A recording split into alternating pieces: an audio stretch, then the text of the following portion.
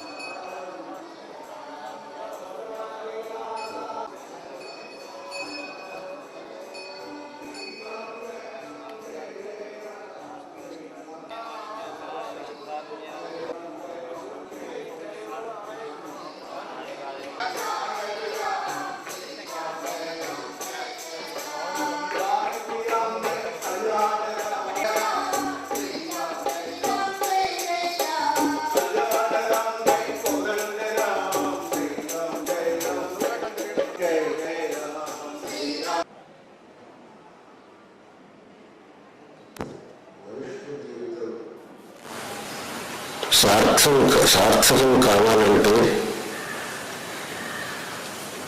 భగవత్ సేవ మన జీవితంలో జరగాలి. మన యొక్క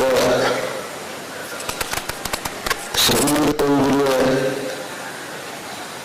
మనతో భగవంతుని యొక్క సేవను త్రికరణ శుద్ధిగా చేసినప్పుడే మన జీవితంలో ధన్యమైంది.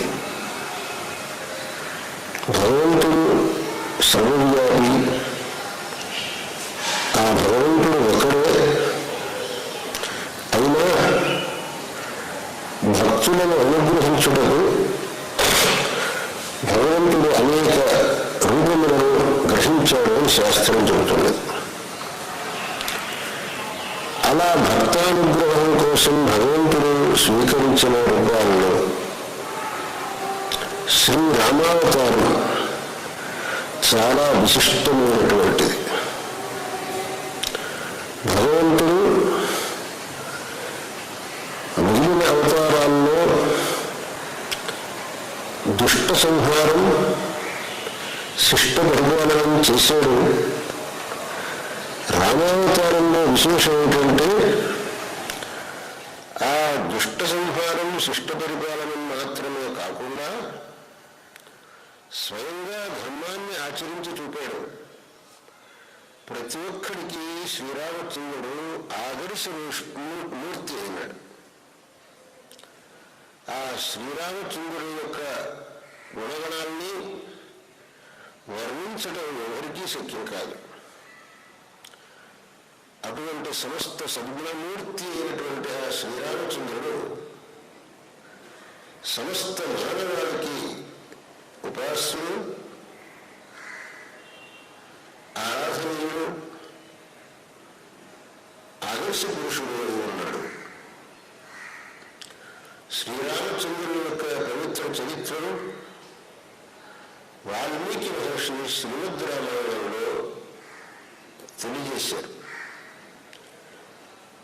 వేదవేద్యే పరేపుంసి జాతే దశరథాత్మన వేద ప్రాచేతసాసీత్ సాక్షాత్ రామాయణాత్మన అని అన్నారు. వేదవేద్యుడైనటువంటి పరమాత్ముడే శ్రీరామచంద్రుడు. ఆ పరమాత్మ ప్రతిపాదకమైన వేదమే శ్రీమద్ రామాయణం అని దాని యొక్క అర్థం. అందువల్ల ఆ శ్రీరామచంద్రుని యొక్క ఉపాసన మనకు అన్ని విధములైనటువంటి ప్రసిద్ధిలకు కారణమవుతుంది. ఆ శ్రీరామచంద్రుని యొక్క నామజపం కానివ్వండి,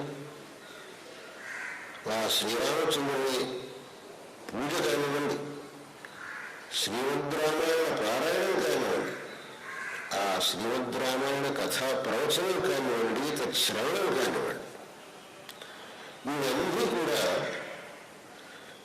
అపరిమితమైనటువంటి శ్రేయస్ప్రదమైన కార్యములు. ఇటువంటి కార్యములను జరిపించడం, ఆ జరిపించిన వాళ్లకు, దాంట్లో పాలు పంచుకున్న వాళ్లకు అందరికీ సకల సుఖప్రదం, మంగళప్రదం అవుతుంది.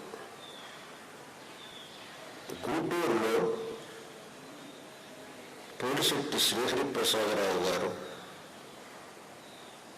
శ్రీమద్ రామాయణ మహాయజ్ఞం ఒక మండల కాలం జరిపించనున్నారనే విషయం అందరికీ ప్రమోదాస్పదమైంది. ఈ సమయంలో 108 మంది శ్రీమద్ రామాయణ పారాయణ చేయడం, శ్రీమద్ రామాయణ ప్రవచనాలు, రామనామ లేఖనం, శ్రీరాముల వారికి కళ్యాణోత్సవాలు జరిపించడం, రాముల వారికి 1,00,000 తులసి పూజలు, మిగులుగా శ్రీరామచంద్రుడికి ఏ విధంగా మనం కైంకర్యం చేయడానికి వీలవుతుందో ఆ అన్ని విధములైనటువంటి సేవలు ఈ సందర్భంలో చేయనున్నారనే విషయం అత్యంత హర్షప్రదంగా ఉంది. దీంట్లో అనేక మంది విద్వాంసులు పాల్గొంటారు, అనేక మంది వైదికులు పాల్గొంటారు, అనేక మంది ఈ సేవలో తమ యొక్క కైంకర్యాన్ని అందజేస్తారు, అనేక మంది ఈ పవిత్రమైన కార్యక్రమాన్ని తిలకించి ధన్యులవుతారు. వీళ్ళందరికీ ఆ శ్రీరామచంద్రమూర్తి సర్వవిధంగా అనుగ్రహించుగాక. శ్రీహరి ప్రసాదరావు గారు నడిపించే ఈ కార్యక్రమం అత్యంత వైభవంగా జరిగి సకల సన్మంగళములను అందరికీ అందించే విధంగా సకల జన ఆనందకరంగా అవుగాక అని ఆశీర్వదిస్తున్నాం.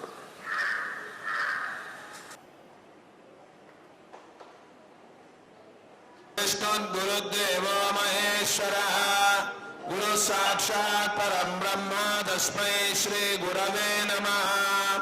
భారతే కరుణాపాత్రం భారతే పదభూషణం భారతే పదమారూఢం భారతే తీర్థమాశ్రయే.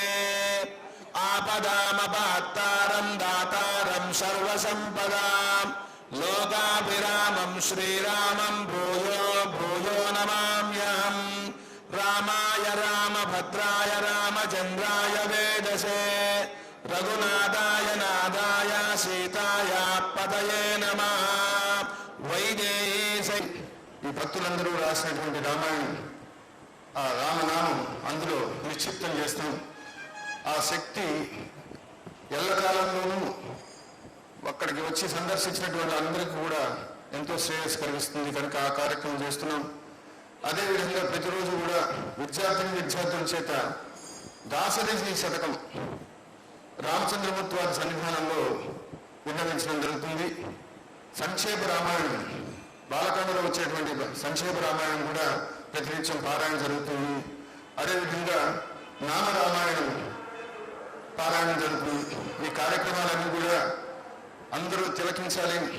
ఈ 42 రోజులు మన గుంటూరు పట్టణం అంతా కూడా రామం రామం రామం రామనామంతో, రామ జపంతో, రాముని యొక్క కథా శ్రవణంతో పునీతం కావాలనేటువంటి సదుద్దేశంతో చేస్తున్నాం. కాబట్టి ఈ భక్తులైన మీ అందరికి కూడా భక్తిపూర్వకంగా సమయంగా కోరుకునేది ఏమంటే, మీరందరూ కూడా మీ సేవలో మీకు ఏది ఉపయుక్తంగా ఉంటుందో, ఏది అవకాశంగా ఉంటుందో అటువంటి సేవలో పాల్గొని మీరందరూ ధరిస్తారు.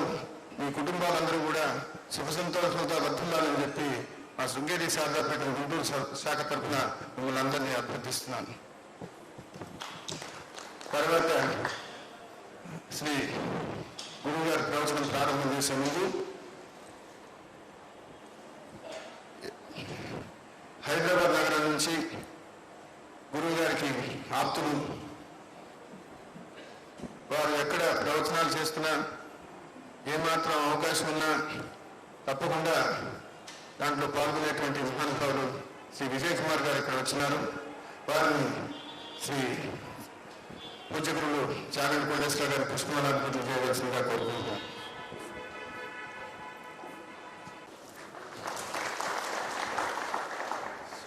అదేవిధంగా శిష్యులు, పుత్ర సమానులు, గురుగారు ప్రసంగాలు వినే వారందరికీ కూడా వారి పేరు సుపరిచితం. వారిని వారు విశ్వకర్మని చెప్తూ ఉంటారు. అయ్యప్ప స్వామి వారి దేవస్థానంలో జరిగేటువంటి క్రతువులు, ఆ కార్యక్రమాలు చూడాల్సిందే కానీ చెప్పనలేవి కాదు. అటువంటి వాటిని చక్కగా నిర్వహిస్తూ కాకినాడ పట్టణానికి నేను మొట్టమొదటి గురువు గారు ఇక్కడికి వచ్చినప్పుడే చెప్పాను, మోక్ష దాయకుని 7 క్షేత్రాలు చెప్తారు, ఈ 8వ క్షేత్రంగా కాకినాడ చేర్చాలని. అటువంటి మహానుభావుడు శ్రీ గోపాలకృష్ణమూర్తి గారు ఎక్కున్నారు. వారిని కూడా పూజ్య గురువుని పుష్పమాలార్పణ చేయవలసిందిగా కోరుకుంటున్నారు.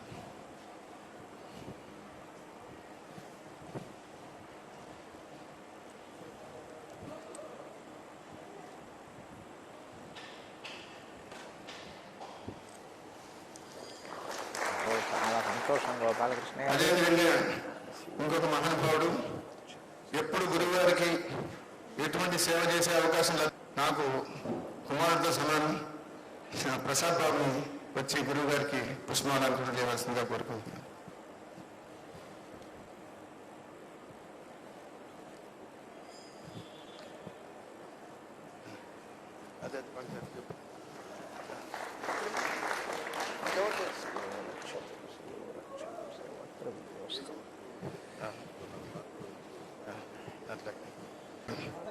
వరలక్ష్మి గారు క్షమించారు, లక్ష్మి గారినే తెలుసు. సంతోషం అమ్మా. అదేవిధంగా ఇక్కడ జరిగేటువంటి కార్యక్రమాలన్నింటిలో కూడా మాకు చిరుగోడు వాడవులుగా ఉండేటువంటి మా మిత్రులు తూరుకొండ జగన్మోహన్ రావు, వారిని కూడా వచ్చి పూజ్య గురువు శ్రీ కోటేశ్వరరావు గారి పుష్పమాలార్పణ చేయవలసిందిగా కోరుకుంటున్నాను. అయ్యయ్యో చాలా సంతోషం అమ్మా. అలాగే ప్రసాద్ అలాగే లేదు, ఇప్పటికి దాదాపు 1 కోటి మంది ఆ వెబ్సైట్ విజిట్ చేశారు. ఒక స్పిరిచువల్ వెబ్సైట్ ని అంతమంది అంత తక్కువ కాలంలో చూశారు. గురువు గారిని పుష్పమాలార్పణ చేయవలసిందిగా కోరుకుంటున్నాను. చాలా సంతోషం శ్రీహరిరావు గారు, చాలా సంతోషం.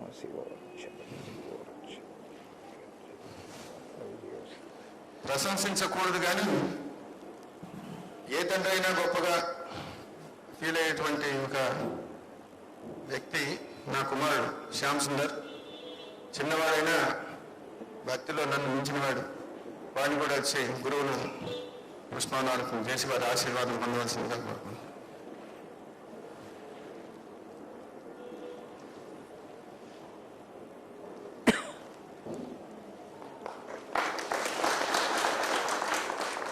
ఆయుష్మాన్ భవ శివో రక్షతు సర్వత్ర విజయోస్తు సంకల్పిత కార్యేణ నిర్విఘ్నేన పరిసమాప్తి సిద్ధిరస్తు. మీరందరూ గురువుల వారి ప్రవచనం, వారి అమృత కృష్ణం శశివర్ణం చతుర్భుజం ప్రసన్నవదనం ధ్యాయేత్ సర్వవిఘ్నోపశాంతయేత్. గురుర్బ్రహ్మా గురుర్విష్ణుః గురుర్దేవో మహేశ్వరః గురుః సాక్షాత్ పరబ్రహ్మ తస్మై శ్రీగురవై నమః. వ్యాసాయ విష్ణురూపాయ వ్యాసరూపాయ విష్ణవే నమో వై బ్రహ్మనిధయే వాసిష్ఠాయ నమో నమః. కూజంతం రామ రామేతి మధురం మధురాక్షరం ఆరుహ్య కవితాశాఖాం వందే వాల్మీకికోకిలం. శృతిస్మృతిపురాణానాం ఆలయం కరుణాలయం నమామి భగవత్పాదశంకరం లోకశంకరం. సదాశివసమారంభాం శంకరాచార్యమధ్యమాం అస్మదాచార్యపర్యంతాం వందే గురుపరంపరాం. వాగర్ధావివ సంపృక్తౌ వాగర్ధ ప్రతిపత్తయే జగతః పితరౌ వందే పార్వతీ పరమేశ్వరౌ. సూక్తిం సమగ్రైతిన స్వయమేవ లక్ష్మీ శ్రీరంగరాజమహిషీ మధురైః కటాక్షైః వైదగ్ధ్యవర్ణకునకుంభనగౌరవైర్యాం కండూలకర్ణకుహరాः కవయోధయంతి. హైమోర్ధ్వపుండ్రమజహన్మకుటం సునాసం మందస్మితం మకరకుండలచారుగండం బింబాధరం బహుళదీర్ఘకృపాకటాక్షం శ్రీవేంకటేశముఖమాత్మని సన్నిధత్తాం. మనోజవం మరుతతుల్యవేగం జితేంద్రియం బుద్ధిమతాం వరిష్టం వాతాత్మజం వనరయూధముఖ్యం శ్రీరామదూతం శిరసా నమామి. జయత్యతి బలో రామో లక్ష్మణశ్చ మహాబలః రాజారీతి సుగ్రీవో రాఘవేణాభిపాలితః దాసోహం కోసలేంద్రస్య రామస్యాక్లిష్టకర్మణః హనుమాన్ శత్రుసైన్యానాం నిహంతా మారుతాత్మజః నరావలసహస్రం మే యుద్ధే ప్రతిఫలం భవేత్ శిలాభిస్తు ప్రహరతః పావకైశ్చ సహస్రశః అర్పయిత్వా పురీం లంకాం అభివజ్యత మైథిలీం సమృద్ధార్థో గమిష్యామి విశతాం సర్వరక్షసాం ధర్మాత్మా సత్యసంధశ్చ రామో దశరథిర్యది పౌరుషే చ ప్రతిద్వంద్వశరైరం జహిరావినం ఆపదామపహర్తారం దాతారం సర్వసంపదాం లోకాభిరామం శ్రీరామం భూయో భూయో నమామ్యహం. శరజ్యోత్స్నాశుద్ధాం శశీతజటాజూటముకుటాం వరత్రాసత్రాణస్ఫటికఘటికా పుస్తకకరాం సకృన్నత్వా నత్వా కథవివసతాం సన్నిధదతే మధుక్షీరద్రాక్షా మధురిమధురీనాః ఫణితయః. హరి ఓం. పరమేశ్వర స్వరూపమైన సభకి నమస్కారం.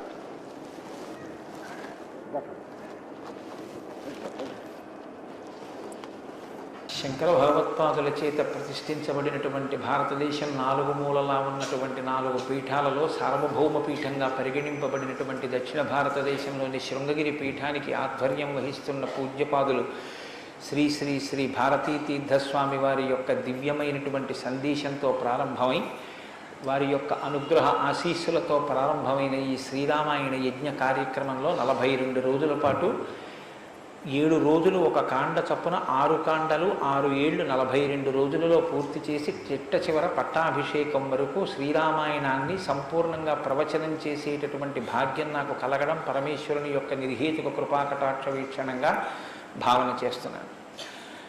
శ్రీరామాయణం నిజంగా శ్రీరామాయణమే. ఎందుచేత నేను ఈ మాట అంటున్నానంటే ఇప్పుడే మీరు పీఠాధిపతుల యొక్క అనుగ్రహ భాషణంలో విన్నారు. వేదవేద్యే పరే పుంసి జాతే దశరథాత్మజే వేద ప్రచేతసాదాసీత్ సాక్షాత్ రామాయణాత్మన అంటారు. అందులో ఎంత గొప్ప మాట అన్నారంటే వేదవేద్యే పరే పుంసి, వేదము చేత ప్రతిపాదింపబడినవాడు, వేదము చేత తెలియబడేటటువంటి వాడు, వేదము ప్రమాణముగా ధర్మానుష్ఠానము చేసి మానవ జన్మ తరింప చేసుకుని భగవంతుని యొక్క అనుభవాన్ని మనం పొందడానికి వీలైనటువంటి స్థితిని కలిగి ఉన్నవాడైనటువంటి పరమేశ్వరుడు రామచంద్రమూర్తిగా ఈ భూమండలం మీద అవతరించి 11,000 సంవత్సరములు కరచరణాదులతో నడయాడాడు. రాముడు వేదము చేత ప్రతిపాదింపబడినటువంటి పరమేశ్వర స్వరూపం. ఆ భగవంతుడే రాముడిగా వచ్చాడు. భగవంతుణ్ణి ప్రతిపాదించేటటువంటి వేదం వాల్మీకి మహర్షి నోటి వెంట శ్రీరామాయణంగా వచ్చింది. అందుకే శ్రీరామాయణానికి వేదోపబృంహణము అని పేరు. వేదమే రామాయణం. వేదం దేన్ని ప్రతిపాదిస్తుంది? ప్రధానంగా వేదమంతా ధర్మమే ప్రతిపాదన చేస్తుంది. ధర్మం అంటే ఏమిటి? ధ్రియతేవా జనైరితి ధర్మం అని అమరకోశం. ధర్మం అంటే తెలుసుకోవడం ధర్మంలో ఒక భాగం. కేవలం తెలుసుకోవడం ధర్మం కాదు. తెలుసుకున్నాడు, అనుష్ఠించడు, అప్పుడు ధర్మమా అంటే ధర్మం కాదు. మీరు శ్రీరామాయణాన్ని జాగ్రత్తగా పరిశీలన చేస్తే రాముడికి ఎన్ని తెలుసో ఎంత తెలుసో, రావణుడికి అన్ని తెలుసు అంతా తెలుసు. కానీ రాముడి ముందు రావణుడు ఎందుకు నిలబడలేకపోయాడు? ఒక్కటే కారణం, తాను తెలుసుకున్నది తాను విన్నది అనుష్ఠించాడు రామచంద్రమూర్తి. తాను విన్నది తాను తెలుసుకున్నది తన సౌకర్యానికి అనుగుణంగా మార్చుకుని దబాయించి బ్రతికే ప్రయత్నం చేస్తాడు రావణాసురుడు. ధర్మాన్ని మీరు తెలుసుకోవడం ప్రధానం ఎంతో, దాన్ని అనుష్ఠించడం కూడా అంతే అవసరం. అనుష్ఠానానికి పనికిరానటువంటి ధర్మం ఉపయోగం లేనిదవుతుంది. ఇంట్లో కర్ర ఉంది, వీధిలో కుక్క ఉంది. కుక్క మీ మీద పడడానికి ఉద్యుక్తమవుతున్న సమయంలో మీ ఇంట్లో కర్ర ఉంది కదా అని మీ మీద పడ్డం మానదు. మీ చేతిలో కర్ర ఉంటే కుక్క మీ మీద పడకుండా ఉంటుంది. ధర్మో రక్షతి రక్షిత అన్న మాటకు అర్థం ఏంటంటే మీరు ధర్మాన్ని అనుష్ఠిస్తే మిమ్మల్ని ధర్మం కాపాడుతుంది. ధర్మం విషయంలో తెలుసుకోవలసినటువంటి అత్యంత ముఖ్యమైన విషయం ఒకటి ఉంటుంది. ధర్మం ఇలా అనుష్ఠిస్తే అలా వెంటనే ఫలితం ఇవ్వాలని ఎక్కడ ఉండదు. ఒకచో అలా ఉండొచ్చు. ధర్మం ఎటువంటిదంటే పంట పండడం కోసమని చెప్పి వ్యవసాయదారుడు భూమిని దున్నడం మొదలు పెడతాడు. భూమిని దున్నగానే పంట పండుతుందా? భూమిని దున్నిన తరువాత వర్షం పడే వరకు ఎదురు చూడాలి. వర్షం పడితే పంట పండుతుందా? విత్తనాలు వేయాలి. విత్తనాలు వేస్తే పంట పండుతుందా? మొలకలెత్తాలి. మొలకలెత్తినంత మాత్రాన పంట పండుతుందా? దానికి చీడా పీడా పట్టకుండా సస్యరక్షణ చేసుకోవాలి.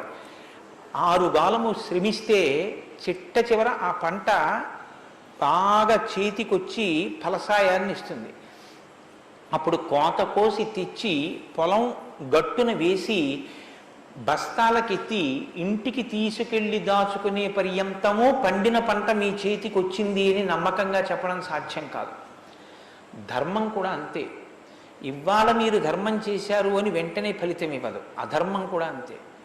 మీరు ఇవాళ అధర్మం చేశారు అని వెంటనే ఫలితం ఇవ్వదు. లోకంలో మీరు చూస్తూ ఉంటారు, ఒక్కొక్కడు చాలా పాపాచరణముతో ఉంటాడు. ఈశ్వరుని యందు భక్తి ఉండదు. శాస్త్రం ఏది వద్దందో అది చేస్తూ ఉంటాడు, కానీ సర్వసుఖములను అనుభవిస్తూ ఉంటాడు. మనకేమనిపిస్తుందంటే ఆయన ఈశ్వరుణ్ణి ధిక్కరించాడు కదా, ఆయన ఏం ధర్మం పాటించట్లేదు కదా, ఆయన ఏం వేద ప్రమాణాన్ని అంగీకరించట్లేదు కదా, ఆయన సంతోషంగా సుఖంగా ఉన్నాడు. అన్నీ విని అన్నీ నమ్మి అన్నీ విశ్వసించి వేదమును ప్రమాణముగా స్వీకరించి ధర్మమును అనుష్ఠించినటువంటి నేను కష్టాలు పడుతున్నాను. ఏమిటి ఉపయోగం ఈ ధర్మం పట్టుకుంటే అనిపిస్తుంది. ధర్మం పట్టుకోవడం ఎటువంటిది అంటే పంట పండడం కోసమని పొలం దున్నడం లాంటిది. పొలం దున్ని కష్టపడిన వాడికి పంట ఎప్పటికైనా చేతికొచ్చినట్టే. ధర్మాన్ని అనుష్ఠించిన వాడికి కూడా ధర్మం కాపాడి తీరుతుంది. అధర్మం ఇంటికి అంటుకున్నటువంటి చిన్న మంట లాంటిది. చిన్న మంటే కదా నన్ను ఏం చేస్తుందని పడుకున్న వాడికి చిట్ట చివర ఇల్లంతా ఎలా కాలిపోతుందో, అధర్మంలో మనం ఉన్నామని తెలుసుకుని అధర్మ పథంలోంచి బయటికి వచ్చే ప్రయత్నం చేయకపోతే చిట్ట చివరికి జరిగేటటువంటి పరిణామం కూడా అలాగే ఉంటుంది. కాంచన లంక ఉంది, అంత బలగం ఉంది, అంత గొప్ప సుఖాలు అనుభవించాడు, 10 తలకాయలు ఉన్నాయి, గొప్ప తపస్సు ఉంది, ఈశ్వరుడి యొక్క అనుగ్రహాన్ని పొందాడు, పరమేశ్వరుణ్ణి సాకారంగా దర్శనం చేశాడు, పుష్పక విమానం ఎక్కి ప్రపంచమంతా తిరిగాడు. చిట్ట చివరికి ఏమయ్యాడు? అధర్మాన్ని పట్టుకున్నందుకు కడుపున పుట్టినటువంటి బిడ్డల దగ్గర నుండి భార్య చిట్ట చివర ఏడుస్తూ యుద్ధభూమిలోకి వచ్చి నువ్వు అధర్మాన్ని పాటించడం వల్లే ఇటువంటి చావు చచ్చావని మండోదరి గుండెలు బాదుకుని ఏడ్చేటటువంటి స్థితిని రావణుడు పొందాడు. ప్రతి క్షణం ధర్మాన్ని అనుష్ఠించాడు. ఎంత ఓపికగా అనుష్ఠించాడంటే ఎన్ని కష్టాలైనా రాని ఆయనకి కావలసింది మాత్రం ఒక్కటే, ధర్మం. ధర్మమా సుఖమా, ధర్మమా కష్టమా, ధర్మమా ప్రయోజనమా, ధర్మమా అడ్డదారా, ధర్మమా కోరిక తీరడమా, మీరు పక్కన ఏమి పెట్టి చూడండి, శ్రీరామచంద్రమూర్తి జీవితం అంతా ఒకటి, ధర్మమే. వాళ్ళన్నాడు, సుగ్రీవుడితో ఎందుకు స్నేహం చేశావు? నాతో స్నేహం చేస్తే రావణాసురుణ్ణి నిగ్రహించి నీ భార్యని వెంటనే ఇప్పిద్దును. ఎందుకు సుగ్రీవుడితో స్నేహం చేశావని అడిగాడు. నాకు కావలసింది ధర్మం. అధర్మాన్ని పాటించేటటువంటి నీతోటి స్నేహం వల్ల నా భార్యని తెచ్చుకోవడం నాకు అక్కర్లేదు, అందుకు నిన్ను నిగ్రహించానన్నాడు. తండ్రి మరణించాడు, చెక్కు చెదరలేదు. భార్యను అపహరించారు, చెక్కు చెదరలేదు. రాజ్యం పోయింది, చెక్కు చెదరలేదు. జటాయువు మరణించాడు, చెక్కు చెదరలేదు. ఇలా కాదన్నయ్య, ఈ మార్గాన్ని విడిచిపెట్టి ఇలా వెళ్ళన్నాడు. తోడ పుట్టినటువంటి లక్ష్మణమూర్తి నాకు వద్దన్నాడు. కన్న తల్లి కౌసల్య అంది, నీ తండ్రి ఇటువంటి దురాత్ముడు కాబట్టి నన్ను కూడా నీతో తీసుకెళ్ళండి. వద్దమ్మా, ధర్మం ప్రధానం అన్నాడు. ఎన్ని పర్యాయాలు ఆయన మాట్లాడితే ధర్మం ధర్మం ధర్మం. అయితే ఇక్కడ మీరు ఒక మాట గమనించవలసి ఉంటుంది. ధర్మం అంటే ఏది ధర్మం? కోటేశ్వరరావు గారు చెప్తే ధర్మం అవుతుందా? లేకపోతే ఎవరో నేను ఇది చెప్తానండి ఇది ధర్మం అంటే అవుతుందా? మనం చెప్తే ధర్మం అవదు, వేదం చెప్తే ధర్మం అవుతుంది. వేదం ఏది చెప్పిందో అది ధర్మం. వేదమునకు వ్యతిరేకముగా చెప్పనటువంటి స్మృతి చెప్పినది ధర్మం. వేదమునకు వ్యతిరేకంగా చెప్పని స్మృతి చెప్పిన మాట పాటించిన వాడిది ధర్మం. ఆ ధర్మం ఎవడు పట్టుకుంటాడో వాడే శ్రీరాముడు. ఆ ధర్మాన్ని ఎవడు పట్టుకుంటాడో వాడు అంతిమంగా పొందేది ఏదంటే విజయమే. 11,000 సంవత్సరములు ఈ భూమండలాన్ని పరిపాలించినటువంటి రామచంద్రమూర్తి పడనటువంటి కష్టం లేదు. ఇన్ని కష్టాలు పడుతున్నా ఆయన ఇతరులకు సుఖాన్ని ఇచ్చాడు, ఇతరులకు ఆనందం ఇచ్చాడు, ఇతరులకు సంతోషం ఇచ్చాడు తప్ప నేనింత కష్టంలో ఉన్నాను మీరు ఎందుకు నవ్వాలని ఆయన ఎన్నడూ అడగలేదు. అందుకే రాముడు యోగి అన్నారు పెద్దలు. యోగి అంటే పైన ఎన్ని కష్టాలైనా రావచ్చు, కానీ లోపల మాత్రం తాను నిర్వికారంగా ఉంటాడు. అందుకే పుట్టినది కూడా నవమి తిథి నాడు పుట్టాడు మహానుభావుడు. 9 అంకెకున్న గొప్పతనం చూడండి. మీరు ఎంత పెట్టి 9ని హెచ్చ వేయండి మళ్ళీ 9గా మారుతూ ఉంటుంది. 9 ఒకట్లో 9, 9 2 18, 8 1 9, 9 3 27, 7 2 9, 9 4 36, 6 3 9, 9 5 45, 5 4 9. ఏం చేసినా మళ్ళీ 9 అవుతూ ఉంటుంది. ఎన్ని కష్టాలు బయట రానివ్వండి, ఎన్ని వైక్లభ్యాలు కలగనివ్వండి, లోపల మాత్రం రాముడు ఎప్పుడూ ధర్మాన్నే పట్టుకొని ఉంటాడు. ధర్మాన్ని పట్టుకోవడం అంటే రాముడు రామాయణంలో మాట్లాడింది మీరు గమనించాలి. ఎప్పుడైనా రామాయణం చదవడం, రామాయణం వినడం అంటే ఒక్క పర్యాయం అని మీరు అనుకోకండి. రామాయణాన్ని బహుకోణాలలో చదవండి. రాముడు మాట్లాడితే అని రామాయణం చదవండి ఒకసారి. రాముడు ఎప్పుడు నేను ఇలా చెప్తాను అని అనడు. రాముడు ఎప్పుడు చెప్పినా ఎలా చెప్తాడంటే ఋషులు ఇలా చెప్పారంటాడు, పెద్దలు ఇలా చెప్పారంటాడు, శాస్త్రం ఇలా చెప్పిందంటాడు తప్ప నేను ఇలా చెప్తానన్నాడు రాముడు. తన నిర్ణయం కాదు, తాను ఏది చెప్పాలో కాదు, శాస్త్రం ఏం చెప్పిందో చెప్తాడు, ఋషులు ఏం చెప్పారో చెప్తాడు, పెద్దలు ఏం చెప్పారో చెప్తాడు, తాను ఎందుకు ధర్మాన్ని అనుష్ఠిస్తున్నానో చెప్తాడు. తన జీవితాన్ని ఆదర్శవంతంగా తీసుకొచ్చి మనుష్య జాతికంతటికి ఫలంగా అందించాడు. అటువంటి ధర్మాత్ముడైనటువంటి రామచంద్రమూర్తి మనుష్యుడిగా అవతారాన్ని స్వీకరించి ఉండకపోతే అసలు మనుష్యుని యొక్క జన్మ ప్రయోజనం ఇంత గొప్పవాడా మనిషి అన్న విషయమే లోకానికి అర్థమయ్యుండేది కాదు. ఎందుకంటే మీరు ఒక విషయాన్ని జాగ్రత్తగా గమనించండి. రామావతార స్వీకారానికి ముందరే రామనామం లోకంలో ఉంది. రామావతారానికి ముందు రామనామం లేకపోతే వాల్మీకి మహర్షికి రామనామాన్ని ఎలాగా ఉపదేశం చేశారు ఋషులు? ఆయనకి ఉపదేశం చేసిన తరువాత కదా రామచంద్రమూర్తి అవతారం వచ్చింది. ఆయన వాల్మీకిగా మారిన తరువాత కదా రాముడు పుట్టింది. కాబట్టి రామ అన్న నామం సాక్షాత్తు ఈశ్వరుడి యొక్క నామం. అది రమయతీతి రామ, లోకులనందరినీ రమింపచేసేటటువంటి నామం. అంతటి మహోత్కృష్టమైనటువంటి శీల సంపద కలిగినటువంటి వాడు రామచంద్రమూర్తి. అందుకే రామాయణాన్ని, రామచంద్రమూర్తిని ఎంతకాలం మనుష్య జాతి ఆరాధన చేస్తుందో అంతకాలం మానవత్వం బ్రతికుంటుంది. ఏనాడు రామచంద్రమూర్తిని మరిచిపోతామో, ఏనాడు రామాయణం మనకు అక్కర్లేదని అంటామో, ఆనాడు మనిషిగా కనపడుతున్న మనుష్యత్వం చచ్చిపోతుంది, మానవత్వం చచ్చిపోతుంది, నరత్వం చచ్చిపోతుంది. అది పోయిన నాడు నరజన్మ యొక్క ప్రయోజనమే పోతుంది.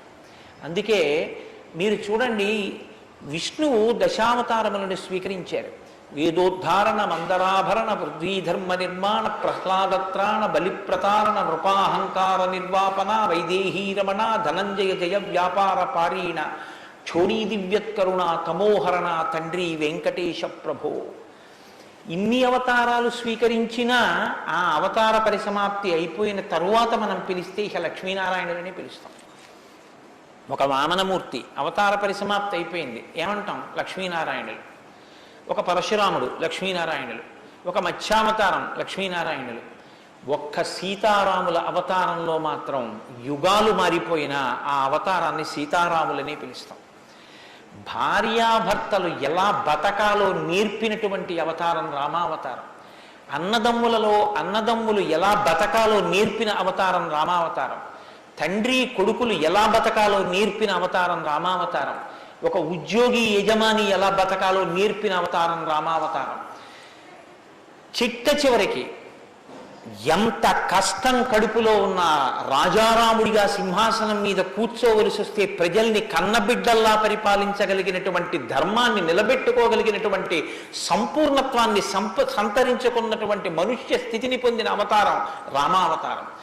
మీకు జీవితంలో అనుష్ఠాన పర్యంతంలో ఎక్కడ ఏ విషయం గురించి అనుమానం వచ్చినా మీకు రామాయణం జీర్ణమైతే మీకు వెంటనే శ్రీరామాయణం జ్ఞాపకానికి వస్తుంది. అప్పుడు రాముడు ఇలా ప్రవర్తించాడు అని మీకు జ్ఞాపకం వస్తుంది. రామాయణం మీకు జీర్ణమైతే మీ భాష తీరు మారిపోతుంది. రామాయణం మీకు జీర్ణమైతే మాట ఎంత గొప్పదో మీకు అర్థమవుతుంది. నేను అందుకే మీకు మనవి చేశాను, రామాయణాన్ని రామాయణంగా చదవకండి అని. రామాయణం జ్యోతిష శాస్త్రం, రామాయణం వాస్తుశాస్త్రం, రామాయణం ధర్మశాస్త్రం, రామాయణం వాక్కు, రామాయణం ధర్మ పరిపాలన, రామాయణం న్యాయం, రామాయణం సామాజిక శాస్త్రం, రామాయణం శకున శాస్త్రం, రామాయణం పర్యావరణం, రామాయణం గురుభక్తి, రామాయణం శిష్యధర్మం. మీ ఇష్టం, ఎలా చదవండి, రామాయణం అలా వస్తుంది. మీకు ఇచ్చినది మట్టి ముద్ద, మీరు దాంతో మూకుడు చేసుకుంటారో, పళ్ళెం చేసుకుంటారో, ప్రమిద చేసుకుంటారో, గిన్నె చేసుకుంటారో, గరిట చేసుకుంటారో మీ ఇష్టం. రామాయణాన్ని మీరు ఎలా చూడాలనుకుంటే మీకు అలా కనపడుతుంది. శ్రీరామాయణానికి ఉన్న గొప్పతనం ఏమిటంటే వాల్మీకి మహర్షి ఎవ్వరికీ కూడా కితాబులు ఇవ్వరు. రావణాసురుడు దుష్టుడని వాల్మీకి మహర్షి అనరు. వాల్మీకి మహర్షి చెప్పేది ఇలా చేశాడని చెప్తారు. తెల్లవారకట్ట లేచాడు, పరస్త్రీ పట్ల కామంతో మనసు కదిలింది. నీకు నచ్చి నీకు కూడా అలా ఉండాలనుకుంటే నీ ఇష్టం, నీ తల కూడా తెగిపోతుంది. నీవు కూడా పుత్రమిత్ర కళత్రాదులతో భంగపాటు పొందుతావు. రాముడు నిద్రలేస్తూనే నదీ స్నానం చేసి సంధ్యావందనం చేశాడు. నువ్వు రాముడిలా ఉండాలనుకుంటే 7 తరాలు తరిస్తాయి. నీకేది కావాలో నువ్వు నిర్ణయించుకో. రాముడు గొప్పవాడని చెప్పరు, రావణుడు తక్కువవాడని చెప్పరు. నువ్వేది తెలుసుకోవాలో అది నువ్వు తెలుసుకుని అనుష్ఠించాలి. అది శ్రీరామాయణం యొక్క గొప్పతనం. అంత గొప్ప అవతారంలో రాముడు ఎప్పుడు మాట్లాడినా ఋషివాక్కుని సమర్థిస్తాడు. రాముడు ఎప్పుడు మాట్లాడినా వేదవాక్కుని సమర్థిస్తాడు. రాముడు ఎప్పుడు మాట్లాడినా ధర్మాన్ని సమర్థిస్తాడు. ఇది మీరు బాగా జ్ఞాపకం పెట్టుకోవాలి. మనం శ్రీరామాయణం వింటున్నది శృంగగిరి పీఠంలో వింటున్నాం. అదేమిటండి పీఠ శాఖ కదా అని మీరు అనొచ్చు. ఆత్మావై పుత్రనామాసి, కొడుక్కి తండ్రికి అభేదం. బింబానికి బింబం ఎందులోంచి వచ్చిందో ఆ బింబం వచ్చినటువంటి లేదా ప్రతిబింబం పుట్టిన బింబం రెండు ఒకటే. అద్దం ముందు నిలబడితే నా ప్రతిబింబం కనబడితే ఆ ప్రతిబింబం బొట్టు పెట్టుకోలేదు అనుకోండి, దిక్కుమాలిన ప్రతిబింబమా బొట్టు పెట్టుకోవద్దా, తప్పు కదా అని ప్రతిబింబానికి బొట్టు పెడితే నాకు బొట్టు వస్తుందా? బింబానికి బొట్టెట్టుకుంటే ప్రతిబింబానికి బొట్టు వస్తుంది.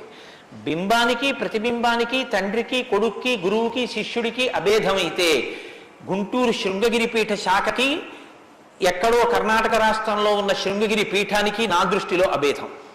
శృంగగిరి పీఠంలో కూర్చొని శ్రీరామాయణ ప్రవచనం చెయ్యవలసి వస్తే నేను ఒక మాట చెప్పకుండా రామాయణాన్ని ప్రారంభించేస్తే నేను ఒక పొరపాటు చేసిన వాడిని అవుతాను.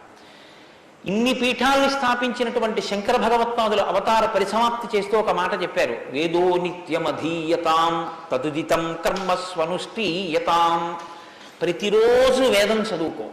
నువ్వు చేసే ఏ కర్మ అయినా వేదం ఎలా చెప్పిందో అలాగే చెయ్యి. అంతేకాని నీ స్వంత బుద్ధితో ఏ పనిని చెయ్యవద్దు. వేదో నిత్యమధీయతాం తదుదితం స్వకర్మస్వనుష్ఠీయతాం దుస్తర్కాస్తు విరమ్యతాం. ఈశ్వరుడు నోరిచ్చాడు కదా అని నీ చిత్తం వచ్చినట్టుగా వాదనలు చేయవద్దు. నువ్వు ఏది మాట్లాడినా శృతి శిరపక్ష స్వనుష్ఠీయతాం. ఉపనిషత్తులు ఏం చెప్పాయో వేదం ఏం చెప్పిందో దాన్ని సమర్థించడానికి నీ వాగ్బలాన్ని ఉపయోగించు. అంతేకాని ఈశ్వరుడు వాక్కు ఇచ్చాడు కదా అని నీ ఇష్టం వచ్చినట్టు నువ్వు మాట్లాడితే చూడలేదు లెక్క కట్టుకోలేడని నువ్వు అనుకోవద్దు. లెక్క కట్టేవాడు ఒకడు ఉన్నాడు.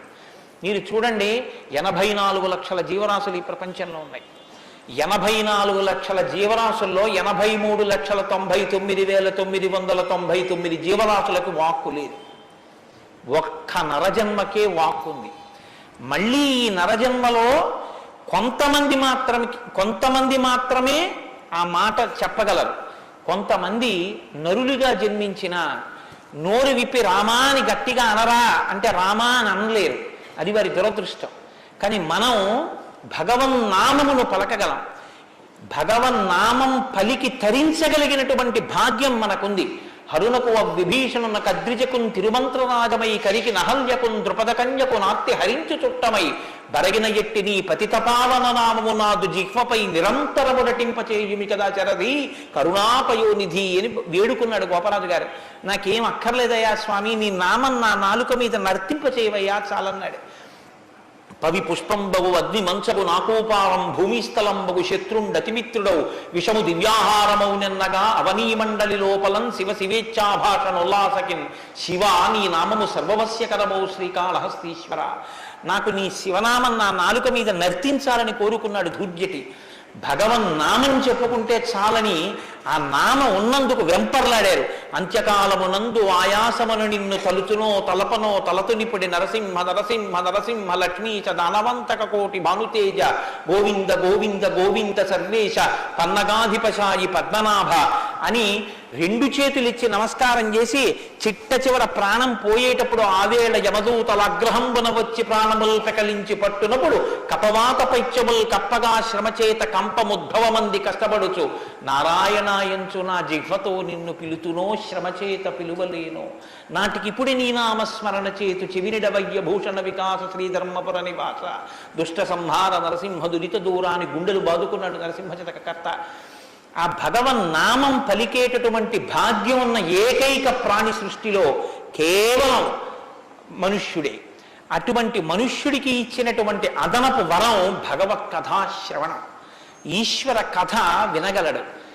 ఆ ఈశ్వర కథ వింటేనే సమస్త సంసార భ్రమణ పరితాపోపశమనం అంటారు శంకర భగవత్పాదులు. గలంతి శంభోత్పచ్చరిత చరిత కిల్బిషరజో దళంతి ధీకుల్యాశ్వరతి పతంతి విజయతాం దిశంతి సంసార భ్రమణ పరితాపోపశమనం వసంతి మచ్చేతో హృదవి శివానందలహరి అంటారు. సంసార భ్రమణ పరితాపోపశమన కారణమైనటువంటి భగవంతుని యొక్క కథాశ్రవణము చేసి నోటితో జుర్రుకున్నటువంటి పదార్థాలు సప్తధాతువులతో నిర్మింపబడిన ఈ దేహాన్ని పోషిస్తే భగవంతుని యొక్క కథని చెవులతో జుర్రుకున్నటువంటి వాడు మళ్ళీ పుట్టవలసిన అవసరం లేకుండా పునరపి జననం పునరపి మరణం పునరపి జనని జఠరే చయనం ఇహ సంసారే బహుదుస్తారే కృపయాపారే పాహి మురారే అని ఆ భగవన్ నామామృతాన్ని చెవులలోంచి లోపలికి జుర్రుకున్నటువంటి వాడు పునరావృత్తి రహిత శాశ్వత శివ సాయుధ్య స్థితిని పొందగలుగుతున్నాడు. ఇటువంటి భాగ్యం కలిగినటువంటి ప్రాణి మనుష్యుడు. ఆ మనుష్యుని యొక్క జీవితం ఎంత గొప్పదో, అసలు నరుడంతే ఎంత గొప్పవాడో నిరూపించినటువంటి అవతారం మనుష్య జన్మ అంటే అంత చులకనగా చూడబడినటువంటి రోజుల్లో నరుడంటే ఎంత గొప్పవాడో నిరూపించి చూపించాడు. అందుకే ఆయన అవతార పరిసమాప్తి చెయ్యాలి అంటే రావణ సంహారం చేసేసి అవతార పరిసమాప్తి చేసేయచ్చు. కానీ ఆయన అలా చేయలేదు, ప్రతిజ్ఞ చేశారు. 10 వర్ష సహస్రాన్ని 10 వర్ష శతానిచ, నేను 11,000 సంవత్సరములు ఈ భూమండలం మీద నడుస్తానన్నారు. దేని కొరకు అంటే 11,000 సంవత్సరములు నేను ఈ భూమి మీద ఉండి భార్యాసహితుడనై బిడ్డల్ని కని ధర్మాన్ని అనుష్ఠించి ఒక నరుడు ధర్మాన్ని పట్టుకుంటే ఎంత గొప్పవాడు కాగలడో నిరూపిస్తానన్నాడు రాముడు. అటువంటి నరుడి కథ అయినటువంటి రామకథ వినకపోతే, రాముడికి కృతజ్ఞతలు ఆవిష్కరించకపోతే, మనసార రామనామం చెప్పకపోతే, రామచంద్రమూర్తికి నమస్కరించకపోతే ఆ జన్మ వృధా అయిపోయినటువంటి జన్మ. అంతటి మహాత్ముడు రామచంద్రమూర్తి. కాబట్టి వేదవేద్యే పరే పుంసీ జాతే దశరథాత్మజే వేద ప్రచేతసాదాసీత్ సాక్షాత్ రామాయణాత్మన. వేదము వేదోపబృంహణమై రామకథగా భూలోకంలో వచ్చింది. ఆ వేదము ఈశ్వరుని యొక్క శ్వాస. ఈ వేదము వాల్మీకి గిరి సంభూత. వాల్మీకి అనబడేటటువంటి పర్వతంలోంచి పుట్టినటువంటి ఒక జీవనది. వేదము మనం వెళ్ళి స్నానం చెయ్యాలి, మనం వెళ్ళి దర్శనం చెయ్యాలి. రామాయణము ప్రవహించి ఇంటింటి ముందు నుంచి వెళ్ళిపోయినటువంటి గంగ లాంటిది. దక్షిణామూర్తి వేదం, శంకరాచార్యుల వారు రామాయణం. దక్షిణామూర్తి ఎక్కడో ఒక్క చోట కూర్చుని ఉంటారు. సనక సనందనాదులు కూడా ఆయన కూర్చున్న చోటికే వెళ్ళి నమస్కారం చేసి జ్ఞానోపలబ్ధి పొందాలి. శంకరాచార్యుల వారు అలా కాదు. శంభోర్మూర్తిశ్చరతి భువనే శంకరాచార్య రూప. ఆ దక్షిణామూర్తి మౌనం విడిచిపెట్టి ఆసేత హిమాచల పర్యంతం పాదచారి అయి 3 పర్యాయములు పర్యటించి వేద విరుద్ధమైన వాదనలు ఖండించి మళ్లీ వేద విరుద్ధమైన వాదనలు ఈ భారతదేశంలోకి ప్రవేశించకుండా కాపు పెట్టాలన్న ఉద్దేశ్యంతో తూర్పున జగన్నాథ్లో గోవర్ధన పీఠమో, పడమర ద్వారకలో కాళికాపీఠమో, ఉత్తరమున బద్రికాశ్రమములో జ్యోతిపీఠమో, దక్షిణమున శృంగగిరిలో శారదాపీఠమో 4 చోట్ల 4 పీఠములను కాపు పెట్టి గురు పరంపర నిరంతరము కొనసాగేటట్టుగా మనని అనుగ్రహించి వేద విరుద్ధమైన వాదనలు భారతదేశంలో ప్రవేశించకుండా రక్షించినటువంటి మహాపురుషుడైనటువంటి శంకర భగవత్పాదులు తానే ఆసేతు హిమాచలం పరిగెట్టించి ప్రతి ఇంటి ముందుకొచ్చి జ్ఞానబోధ చేసినట్టు రామాయణం అనేటటువంటి గంగ వాల్మీకి గిరిశంభూతయ్యి వాడలా ప్రవహించింది. రామకథ రామనామం తెలియనివాడు లోకంలో ఉండడు. ఏదైనా తెలియదేమో, రామకథ తెలియనివాడు రామనామం తెలియనివాడు లోకంలో ఉండడు. మంచికైనా రామనామం, చెడుకైనా రామనామం. ఏమయ్యా అంత పని చేసావా? రామరామ నేను చేస్తానండి అంటాడు. ఏదైనా చూడకూడదు చూస్తే రామరామ ఇలాంటిది చూశానేమండి అంటాడు. ఏదైనా మంచి జరిగితే రామరామ ఎంత మంచి మాట విన్నాను ఇవ్వాలంటాడు. భారతీయ సంస్కృతిలో రామనామం మమేకమైపోయింది. అటువంటి రామాయణం, అటువంటి రామనామం ధర్మానికి ఆలవాళం. ధర్మాన్ని వ్యతిరేకించడం కన్నా ఘోరమైన పాపం లోకంలో ఇంకోటి ఉండదు. ఇవాల్టి రోజున రామాయణం యొక్క ఆవశ్యకత మరీ ఎక్కువ. ఎందుచేతనో తెలుసా అండి? ఒకానొకప్పుడు ధర్మానికి వ్యతిరేకంగా మాట్లాడితేనే చాలా దోషం. అటువంటిది ఇవాళ ఏ స్థితి వచ్చేసిందంటే ధర్మాన్ని ధర్మము అని పేరు పెట్టి వ్యతిరేకంగా మాట్లాడితే బాగుండదని ధర్మానికి ఇంకొక పేరు పెట్టి వ్యతిరేకంగా మాట్లాడే రోజులు వచ్చాయి. ఒకడు ఆవుని చంపేయాలనుకున్నాడు. ఆవుని చంపేయండి అంటే మిగిలిన వాళ్ళు బుద్ధి ఉందా లేదా అంటారు. అందుకని ఆవుని ఇంకొక క్రూర మృగం పేరు పెట్టి పిలిచి చంపేయమన్నాడు వాడు. ఎంత గడుసరితనం చూడండి. ఈ పులిని చంపేయండి అన్నాడు. పులిని చంపేయండి అంటే చూడని వాడు ఏమనుకుంటాడు? పులిని చంపేస్తే తప్పేమిటి, వచ్చి ఊళ్ళ మీద పడిపోతుంది అనుకుంటాడు.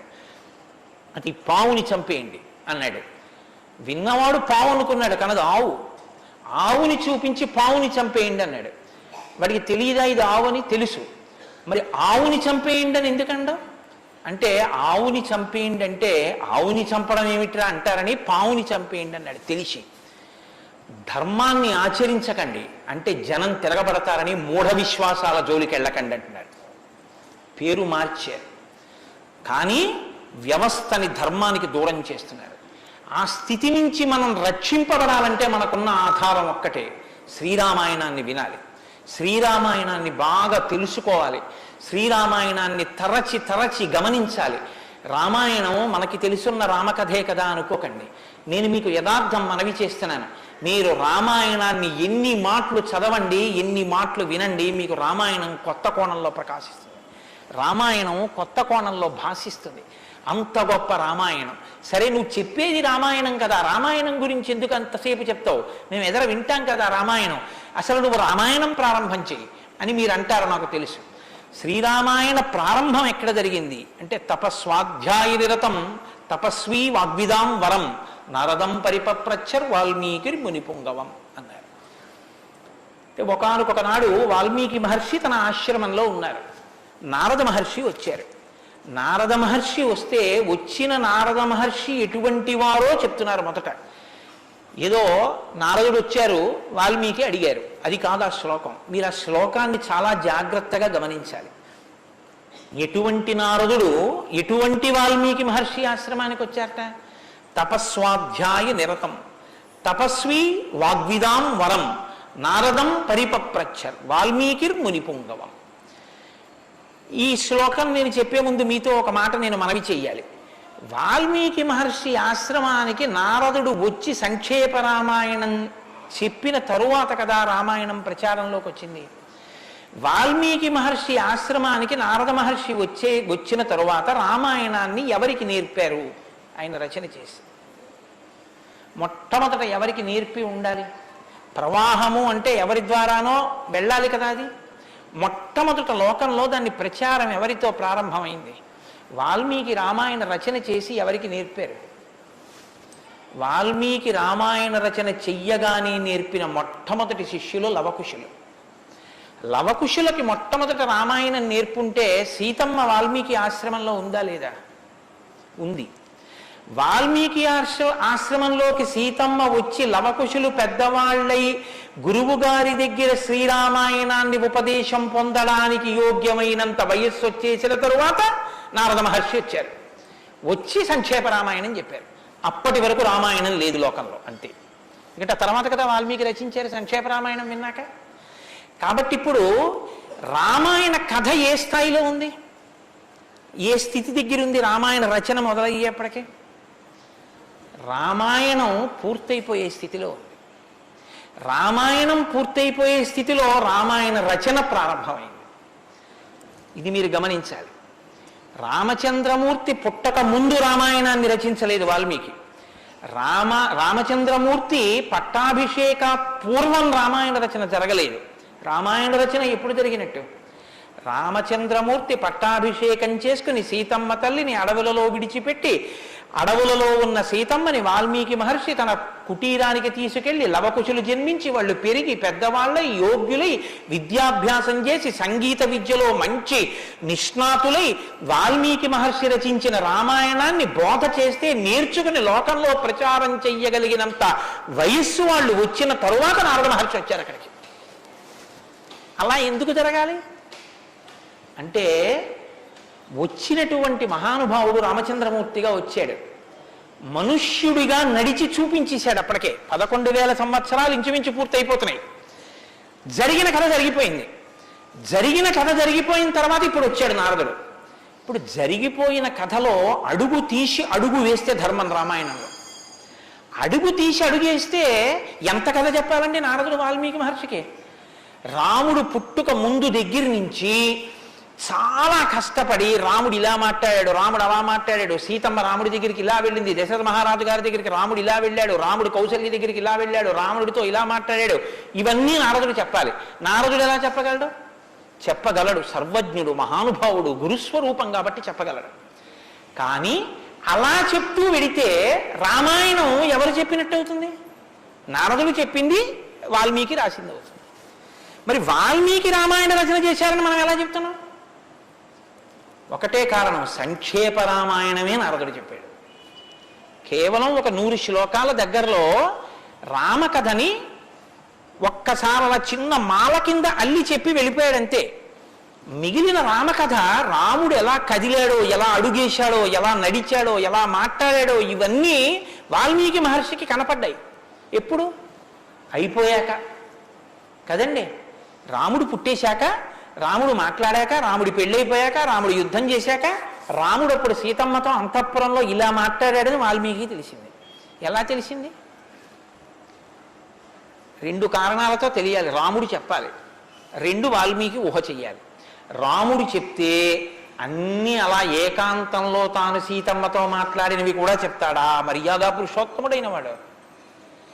2 ఊహ చేస్తే ఊహ నిజం కావాలని ఎక్కడుంది? అప్పుడు రామాయణం మీరు వేదోపబ్రహ్మణంగా ప్రమాణంగా ఎలా స్వీకరించి చెప్పుకుంటున్నారు ఇవాళకి? కాబట్టి ఆ రెండిటికి మధ్యలో ఏదో ఉండాలి మీరు నమ్మాలంటే కదా. ఇప్పుడు చెప్పండి, రామాయణం ఓ కొత్త కోణంలో మీరు వినవలసిన అవసరం ఉందా లేదా ప్రారంభంలోనే?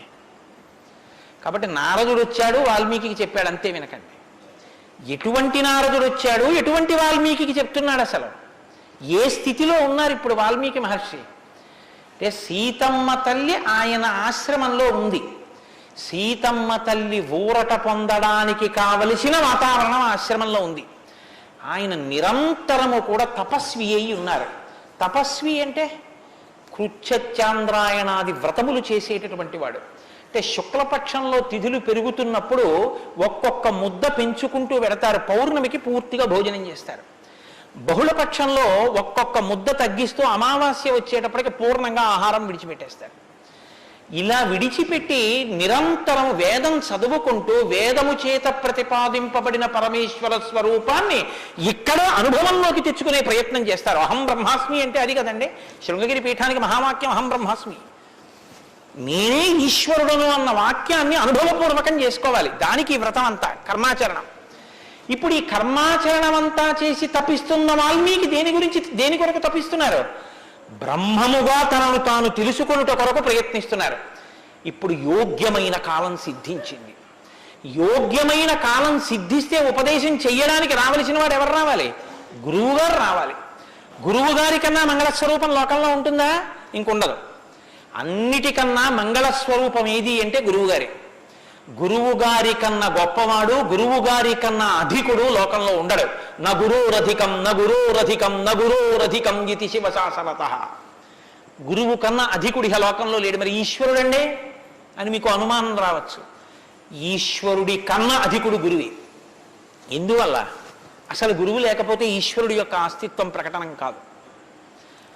సరికదా? నేను మీకు ఒక మాటలో చెప్పాలంటే, శృంగగిరి పీఠాధిపత్యం వహించిన చంద్రశేఖర భారతీ స్వామి వారి దగ్గరికి ఒక వ్యక్తి వెళ్ళి అన్నాడు, నా దగ్గర ఒకటి కన్నా ఎక్కువ మంత్రాలు ఉపదేశం పొందినవి ఉన్నాయి. నేను ఒక మంత్రానికి ధ్యాన శ్లోకం చేసి మంత్రాన్ని అనుష్ఠిస్తుంటే ఇంకో మంత్రం యొక్క ధ్యాన శ్లోకంలో స్వరూపం కనబడుతోంది, నన్ను ఏం చేయమంటారని అడిగాడు. ఆయన అన్నారు, నీకు ఉపదేశం చేసినటువంటి గురువు గారి పాదాలు నీకు కనపడుతుంటాయా? అయ్యో నాకు చాలా ఇష్టం అండి, మా గురువు గారి పాదాలు నాకు బాగా జ్ఞాపకం. ఏ మంత్రం చేసినా గురువు గారి పాదాలే చూడన్నారు. అలా ఎలా కుదురుతుందండి అన్నాడు ఆయన. ఆ ధ్యాన శ్లోకంలో రూపం కదా చూడాలి. ఏ మంత్రం చేసినా గురువు గారి పాదాలు ఎలా చూస్తాం? ఏ గురుర్ బ్రహ్మ గురుర్ విష్ణు గురుర్దేవో మహేశ్వర, గురువే బ్రహ్మ గురువే విష్ణువు గురువే మహేశ్వరుడు. ఇక గురువు గారి పాదాలే ఆ దేవతలన్నీ. కాబట్టి గురువు గారి పాదాలు చూస్తూ నువ్వు ఏ మంత్రం చెప్పినా ఆ మంత్రం సిద్ధిస్తుంది. అయినప్పుడు ఇప్పుడు గురు దర్శనమే మంగళకరమైనటువంటి దర్శనం. నారదుని యొక్క దర్శనం, నారదుని యొక్క పేరెత్తడం కన్నా గొప్పతనం ఇంకోట్లేదు. కాబట్టి ఇప్పుడు రామాయణ ప్రారంభం దేనితో ప్రారంభమైంది? గురువు గారి దర్శనంతో ప్రారంభమైంది. నారద మహర్షి దర్శనం గురువు యొక్క దర్శనం. ఎవరికి? వాల్మీకి. రామాయణాన్ని నమ్ముకున్న జాతికి ప్రతినిధి. మనకే దర్శనంతో ప్రారంభమైంది? జగద్గురు దర్శనంతో మనకి ప్రారంభమైంది. కాబట్టి ఇప్పుడు ఎవరొచ్చారు? ఆ వచ్చినటువంటి వ్యక్తి సామాన్యమైనటువంటి వ్యక్తి రాలేదు, నారదుడు. ఆ వచ్చినటువంటి వారు మహానుభావుడై తపస్వాధ్యాయ నిరతం, నిరంతరము తపస్సు చేసేటటువంటి వారు. మీతో మాట మనవి చేశాను. తపస్సు అంటే ఈ వ్రతమును ఆచరిస్తూ నిత్య నైమిత్తిక కర్మలను వైక్లభ్యం లేకుండా అనుష్ఠించేటటువంటి వారు. నిత్యకర్మ అని ఒకటి ఉంటుంది, అది ఎప్పుడూ మానడానికి వీల్లేదు. సంధ్యావందనం ఉంది, ఎప్పుడూ మానకూడదు, ఎప్పుడూ చేయవలసిందే. నైమిత్తిక కర్మ ఉంది, ఒక్కొక్క తిథి నాడు ఒక్కొక్కటి చేయవలసి ఉంటుంది. శ్రీరామ నవమి వచ్చిందనుకోండి, ఏం చెయ్యాలి? శ్రీరామనవమి నాడు ఉదయం నుంచి రాత్రి వరకు శ్రీరామ జయ రామ జయ జయ రామ అన్న 13 అక్షరాల మంత్రాన్ని రాత్రి వరకు చేసి, రాత్రి ప్రదక్షిణం చేసి, ఉపవాసం చేసి, మరునాడు ఉదయం ఎక్కడ మీరు ఈ మంత్రం చేశారో అక్కడికి వచ్చిన తరువాత శ్రీరామ పట్టాభిషేక సర్గ, శ్రీరామావతార సర్గ, ఈ 2 సర్గలు పారాయణ చేయాలి. ఈ 2 పారాయణ చేసి, మొన్న శ్రీరామనవమి నాడు మేము కాకినాడలో అయ్యప్ప స్వామి దేవాలయంలో చేశాం. అవి ఈ 2 సర్గలు పారాయణ చేసి, తదనంతరం ముందు పేదలకి అన్నదానం నారాయణ సేవగా చేసి, తరువాత తాను ఆహారం స్వీకరించాలి. అది శ్రీరామనవమి నాడు చేయవలసినటువంటి విధానం. దీన్ని నైమిత్తిక తిథి ఆచరణము అంటారు. ఒక్కొక్క తిథి ఒక్కొక్కలా చెయ్యాలి.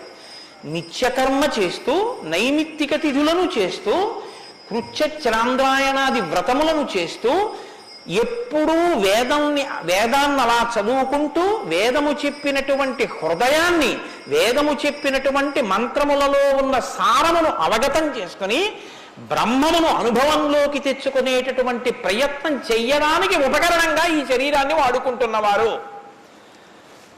ఎంత తేడా ఉందో మీరు గమనించండి. మనం ఏం చేస్తామంటే, ఈ శరీరాన్ని పోషించి ఈ శరీరము వలన ఎన్ని సుఖములు పొందవచ్చో అన్ని సుఖములను పొందడానికి సాధనంగా దీన్ని వాడతాం.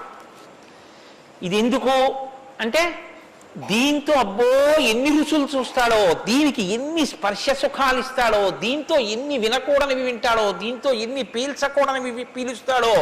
వాళ్ళు ఏం చేస్తారంటే, దీన్ని సాధనంగా చేసుకుని దీన్ని ఎలా వాడుకోవాలో అలా వాడుకుంటూ దీన్ని అడ్డు పెట్టుకుని, దీని ద్వారా దేన్ని తెలుసుకున్న తర్వాత ఇది పడిపోయినా పర్వాలేదు, అది తెలుసుకోవడానికి ఉపకరణంగా దీన్ని వాడుకుంటాడు. ఏమిటో నువ్వు అలా అన్నావు కానీ ఆ మాట ఏం స్పష్టంగా లేదని మీరు అంటారు, నాకు తెలుసు. భగవాన్ రమణుల మాటల్లో చెప్తే మీకు స్పష్టంగా అర్థమవుతుంది. ఇప్పుడు నేను అన్న మాటకి తెలుసుకోవలసినది తెలుసుకునేంత వరకు దీన్ని ఉపకరణంగా వాడుకోవడం అంటే ఏమిటని అడిగారు రమణ మహర్షిని. ఆయన అన్నారు, భోజనం చేశాక విస్తరావతల పారేయడం. విస్తరణ ఏం చేస్తారండి? బాదమాకులు తెచ్చి, చీపురు పుల్లలు తెచ్చి, సన్నగా చీల్చి, ముక్కలు చేసి, అన్నం తినేటప్పుడు ఊడిపోయి అన్నంలో కలిసిపోకుండా జాగ్రత్తగా కుట్టి ఆకు తెచ్చి వేసుకుని నీళ్లు జల్లి తుడిచి పదార్థాలు వేసుకుని అన్నం అంతా తిని ఉత్తరాపోసనం పట్టిన తర్వాత అప్పుడు తీసుకెళ్లి ఆకు మీద పెంటకుప్ప మీద పారేస్తారు. అంతేగాని ఆకు పుట్టింది ఎందుకు అంటే ఆకు పుట్టింది ఎందుకు అంటే చివరి పెంటకుప్ప మీద పారేయడమేనండి, అది పారేస్తాం అంటారా? దేనికి వాడుకోవాలో దానికి జాగ్రత్తగా వాడుకుని ఆ ప్రయోజనం అయిపోయిన తరువాత పెంటకుప్ప మీద విస్తరాకుని పడేసినట్టు దీన్ని సాధనంగా చేసుకుని దీనిలో ఉండి దీనితో తరించి దీనిలో ఉండి దీని వలన బ్రహ్మం అంటే ఏమిటో తెలుసుకుని అనుభవంలోకి వచ్చిన తర్వాత ఇది పడిపోతున్నా ఇది నేను కాదన్న సత్యం ఎరుకలోకి రావడం వల్ల దీని మీద భ్రాంతి లేకుండా ఇది పడిపోతున్నా సాక్షిగా చూసి ఇది పడిపోయిన తర్వాత తాను ఒకటి ఏది మారని సత్యమో సత్యంగా నిలబడిపోవడాన్ని నిత్య నైమిత్తిక కర్మాచరణ చేత తాను పొందవలసిన స్థితిని పొందగలిగినటువంటి తపస్వాధ్యాయ నిరతుడు అని పిలుస్తారు. ఇప్పుడు నారదుడు అది అంటే ఇప్పుడు ఆయన సద్గురువు మహానుభావుడై ఉన్నాడు. నారం దదాతి ఇది నారద, ఆయన జ్ఞానం ఇస్తాడు. కాబట్టి ఇప్పుడు తపస్వాధ్యాయ నిరతం అటువంటి వారు ఎక్కడికి వచ్చారు? వాగ్విదాం వరం. ఆయన ఎటువంటి వాడు? వాగ్విద. వాక్ అంటే వేదం, వాక్ అంటే బ్రహ్మం, విదుడు అంటే తెలుసుకున్నవాడు. విద్యన్న ధాతువులోంచే వేదము అన్న మాట వచ్చింది. ఏది తెలుసుకున్న తర్వాత ఇంకొకటి తెలుసుకోక్కర్లేదో అది వేదం. ఇప్పుడు తెలుసుకోవడం ఒకెత్తు, తెలుసుకున్న దాన్ని అర్థమయ్యేటట్టు చెప్పగలిగిన ప్రజ్ఞ ఒకెత్తు. ఒక ఆయన తెలుసుకున్నాడు కానీ ఆయన చెప్పలేడు, ఆయన చెప్తే అయోమయంగా ఉంటుంది.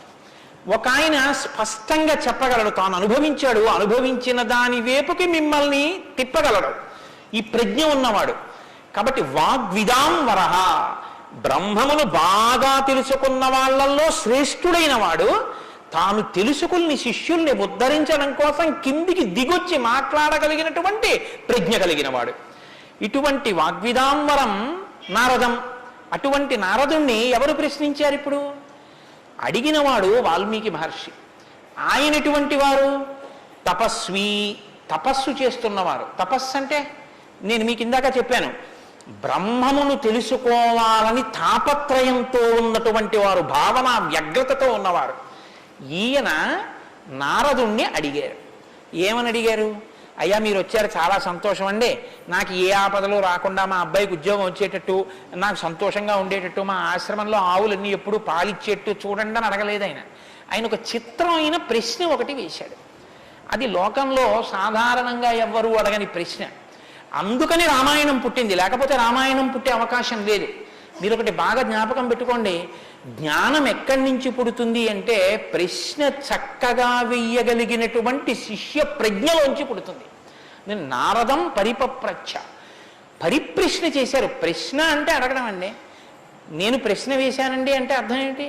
నేను మిమ్మల్ని అడిగాను అని. పరిప్రశ్న అంటే ఇది బాగా అర్థం చేసుకోవాలి. నారదుణ్ణి పట్టుకుని ఏదో అడిగేస్తే ఆయన ఏం చెప్పడాలాగా, పరిప్రశ్న చేస్తే చెప్పాడు ఆయన. పరిప్రశ్న అంటే, ప్రశ్న అంటే అడగడం, పరి అంటే, పరి అన్న మాట ముందు కలిపారు మహర్షి. పరి అంటే బాగా జ్ఞాపకం పెట్టుకోండి, ఇప్పుడు నేను ఎవరిని అడుగుతున్నానో ఆ మహానుభావుడు నోరు విప్పి చెప్పినటువంటి మాట త్రికాలముల యందు సత్యమే.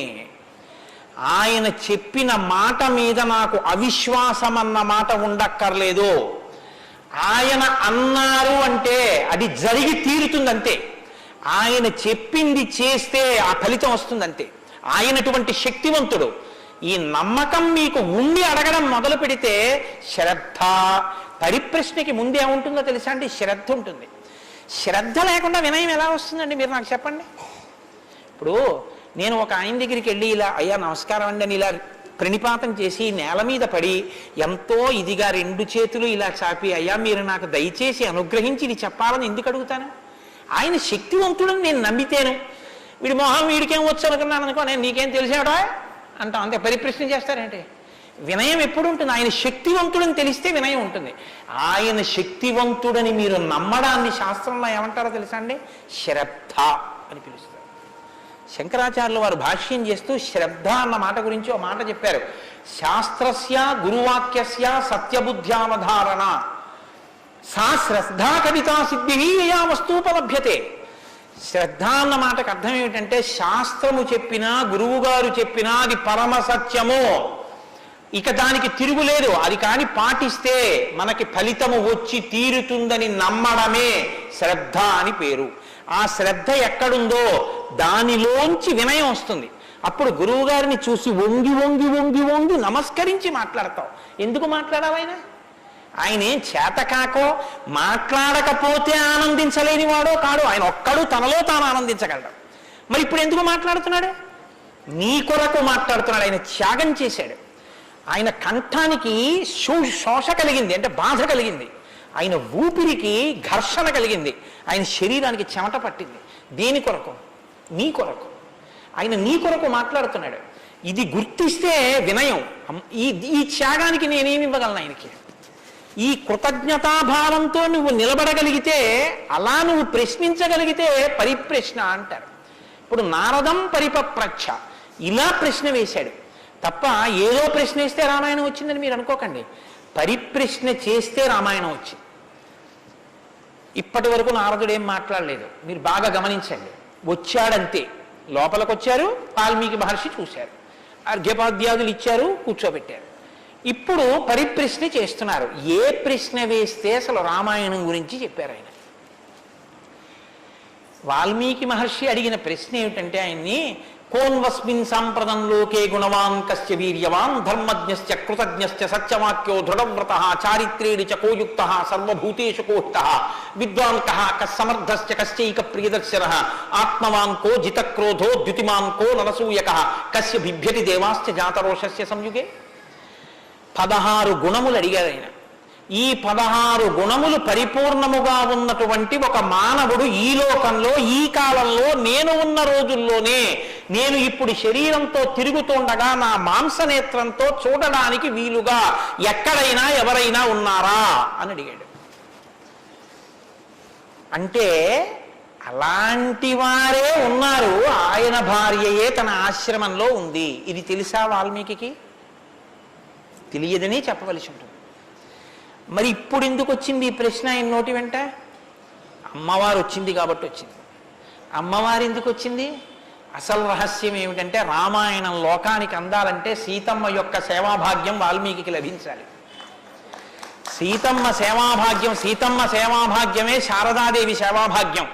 అది అందితే నోటి వెంట ఈ ప్రశ్న వచ్చింది. నోటి వెంట ఒక్క ప్రశ్న వస్తే యుగాలు మారిపోయినా మనుష్యుడిగా పుట్టిన ప్రతివాణ్ణి తరింపచేయగలిగిన ఒక ఆది కావ్యం ఆయన నోటి వెంట వచ్చింది. ఇది రావడానికి ముందు సీతమ్మ రావాలి. అందుకని ముందు సీతమ్మ వచ్చేసింది ఆశ్రమానికి. వచ్చి అక్కడ కూర్చుంది.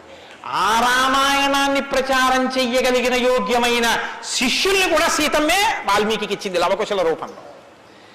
ఇది వాల్మీకిని సీతమ్మ తరింపచేసిన తీరు మీరు జాగ్రత్తగా గమనించగలిగితే, వాల్మీకి తరించడానికి మొదటి కారణం సీతమ్మే. అందుకే ఆయన అన్నారు, నేను చెప్పిన రామాయణానికి పేరేమిటో తెలుసా? సీతాయాశ్చరితం మహత్ అన్నారు. అది సీతమ్మ చరిత్ర అన్నారు. తల్లి ఎంత గొప్ప తల్లు మీరు ఆలోచించండి. అందుకే సీతమ్మ ఒకరు, శారదమ్మ ఒకరా? కాదు, సీతమ్మే శారదమ్మ. కాబట్టే అంత జ్ఞానం వాల్మీకి ఇచ్చి ఈ ప్రశ్న వేయించింది. ఎందుకు వేయించాలి? సీతమ్మ వెళ్ళిపోతే రామావతారం వెళ్ళిపోతుంది. ఇక సీతమ్మ వెళ్ళిపోతుంది. ఆ రోజులు వచ్చేసాయి. అప్పటికి ఆ రోజు వచ్చేసింది. ఎందుకంటే ఇక అశ్వమేధయాగం చేసేస్తాడు రాముడు. అశ్వమేధయాగం చేస్తే సీతమ్మ కనపడుతుంది రాముడికి. సీతమ్మ రాముడికి కనపడితే వేరొకసారి పాతివ్రత్యాన్ని నిరూపించుకోమని చెప్తాడు. ఎందుకు చెప్తాడంటే ఎప్పుడు లోకం కోసం, తన కోసం కాదు. ఈ మాట అనగానే ఆవిడంటుంది, నా ప్రయోజనం అయిపోయిందా? నీకు భార్యగా నీ వంశాన్ని నిలబెట్టడానికి. రామకథ నరుడి కథ బాగా గుర్తుపెట్టుకోండి. రామకథ దేవుడి కథని మీకు జరిగితే మీకు ఎంత పనికి వస్తుందో నేను చెప్పలేను. రామకథ నరుడి కథని మీరు వినండి, మీకు పనికొస్తుంది. అందుకే సీతమ్మ ఈ మాట అంది, నేను ఎందుకు వచ్చానో తెలుసా నీ పక్కకి? నీ వంశం తరించాలి. నీ వంశం తరించాలంటే నీకు పితృరుణం తీరాలి. పితృరుణం తీరాలంటే నీకు బిడ్డలు కనాలి. నీకు బిడ్డలు పుట్టాలి అంటే నా సహకారం ఉండాలి. నేను నా శరీరాన్ని త్యాగం చేస్తే నా కడుపులో ఉన్న బిడ్డలు కూడా పోతారు. పోతే నీకు పితృరుణం తీరదు. నువ్వు ఏకపత్ని వృతుడవు. ఇంకొక బిడ్డని, ఇంకొక ఆడదాన్ని స్వీకరించావు, నీ వంశం ఆగిపోతుంది. నా కారణంగా నీ వంశం ఆగకూడదు. నీ వంశం కొనసాగడానికి నీకు బిడ్డలు ఇచ్చాను. నా ప్రయోజనం అయిపోయింది, నేను వెళ్ళిపోతున్నానని భూమిలోకి వెళ్ళిపోయింది ఆవిడ. ఆవిడ వెళ్ళిపోయిన తర్వాత ఇక రామావతారం లేదు.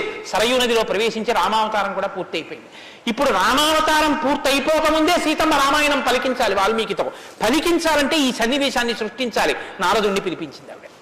కాబట్టి వచ్చాడు మహానుభావుడు. వస్తే ఆయన ఈ ప్రశ్న అడిగాడు. ఇప్పుడు ఇంత ఆర్తితో ఈ ప్రశ్న అనుకోకుండా నోటి వెంట వస్తే తప్ప రామాయణ కథ ప్రారంభం కాదు. అందుకని అడిగాడు, కోన్వస్మిన్ సాంప్రతంలోకే గుణవాన్ కస్య వీర్యవాన్.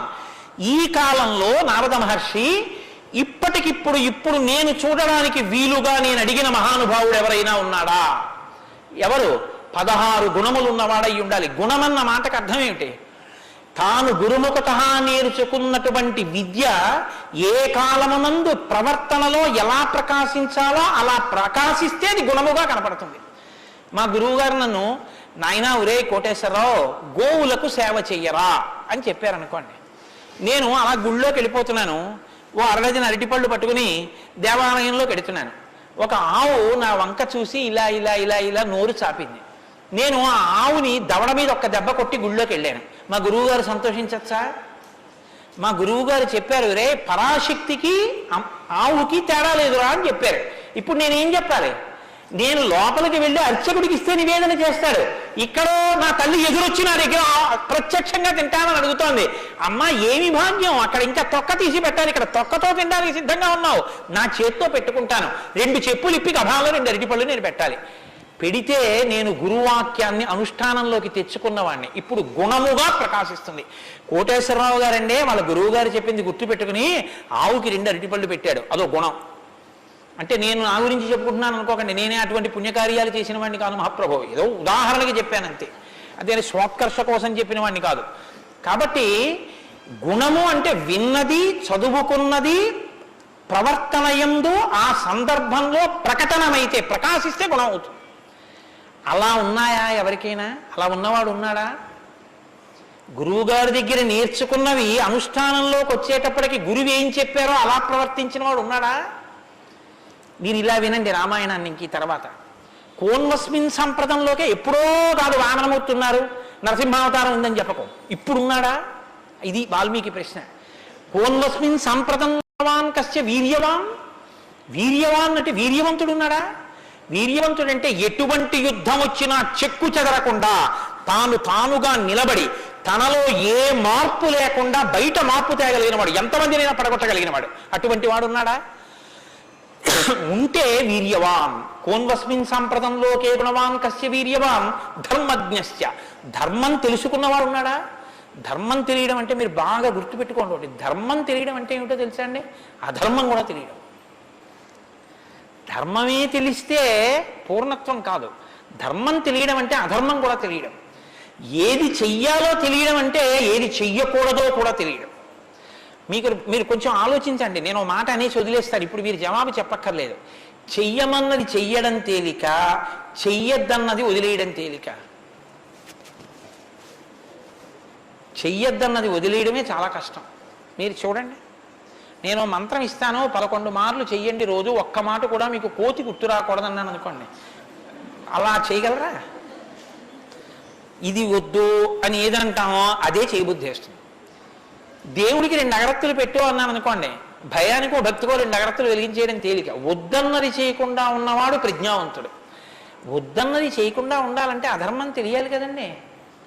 అధర్మం తెలియడం, ధర్మం తెలియడం, ధర్మం పాటించడం, అధర్మం విడిచిపెట్టడం, అధర్మం చేసిన వాడిని కూడా ఉండకుండా చేయడం, ఎందుకంటే వాడి వల్ల ధర్మం వ్యాప్తి చెందకుండా, ఇది ధర్మం తెలియడం. కాబట్టి ధర్మజ్ఞశ్చ కృతజ్ఞశ్చ. కృతజ్ఞశ్చ అంటే ఎవరో తనకు ఒక ఉపకారం చేశాడు, వాడు అదృష్టం అండి నన్ను సేవించుకున్నాడు అండం కాదు, ఎంత మహానుభావుడండి, నిజంగా నాకు ఎంత ఉపకారం చేశారండి, ఎంత ఉపకారం చేశారండి అని తలుచుకు పొంగిపోగలిగినటువంటి మనసు ఉండడం. అసలు మనుష్య జన్మకు ఉండవలసిన ప్రధాన లక్షణం అదేనండి. కృతజ్ఞో నాస్తి నిష్కృతి. కృతజ్ఞత లేని వాడికి నిష్కృతి లేదు.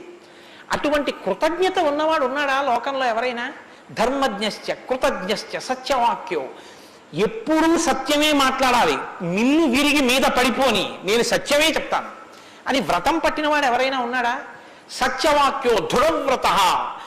ఒక పని మొదలు పెడితే అనుకున్నాం కాదండి అది అలా అవుతుందా అందుకని వదిలేశాను లేండి ఇప్పుడు మార్చేశాను సంకల్పం అనకుండా తాను ఒక్కసారి నోటి వెంట ఇది చేస్తానని అంటే పిడుగులు పడిపోయినా ఆ పని చెయ్యగలిగినటువంటి వాడు, దాన్ని విడిచిపెట్టనటువంటి వాడు, అటువంటి పూనిక ఉన్నవాడు ఉన్నాడా దృఢవ్రత.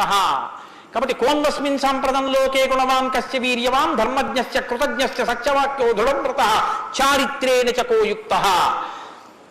ఆయన ప్రవర్తనని చూస్తే ఇంకా మీరు వేదం చదవక్కర్లేదు. వేదం చదవక్కర్లేదంటే చదవద్దని కాదు నా ఉద్దేశం. ఆయన ప్రవర్తన చూస్తే ఆయన ఏది చేశారో అదే వేదం చెప్పింది అని గుర్తు.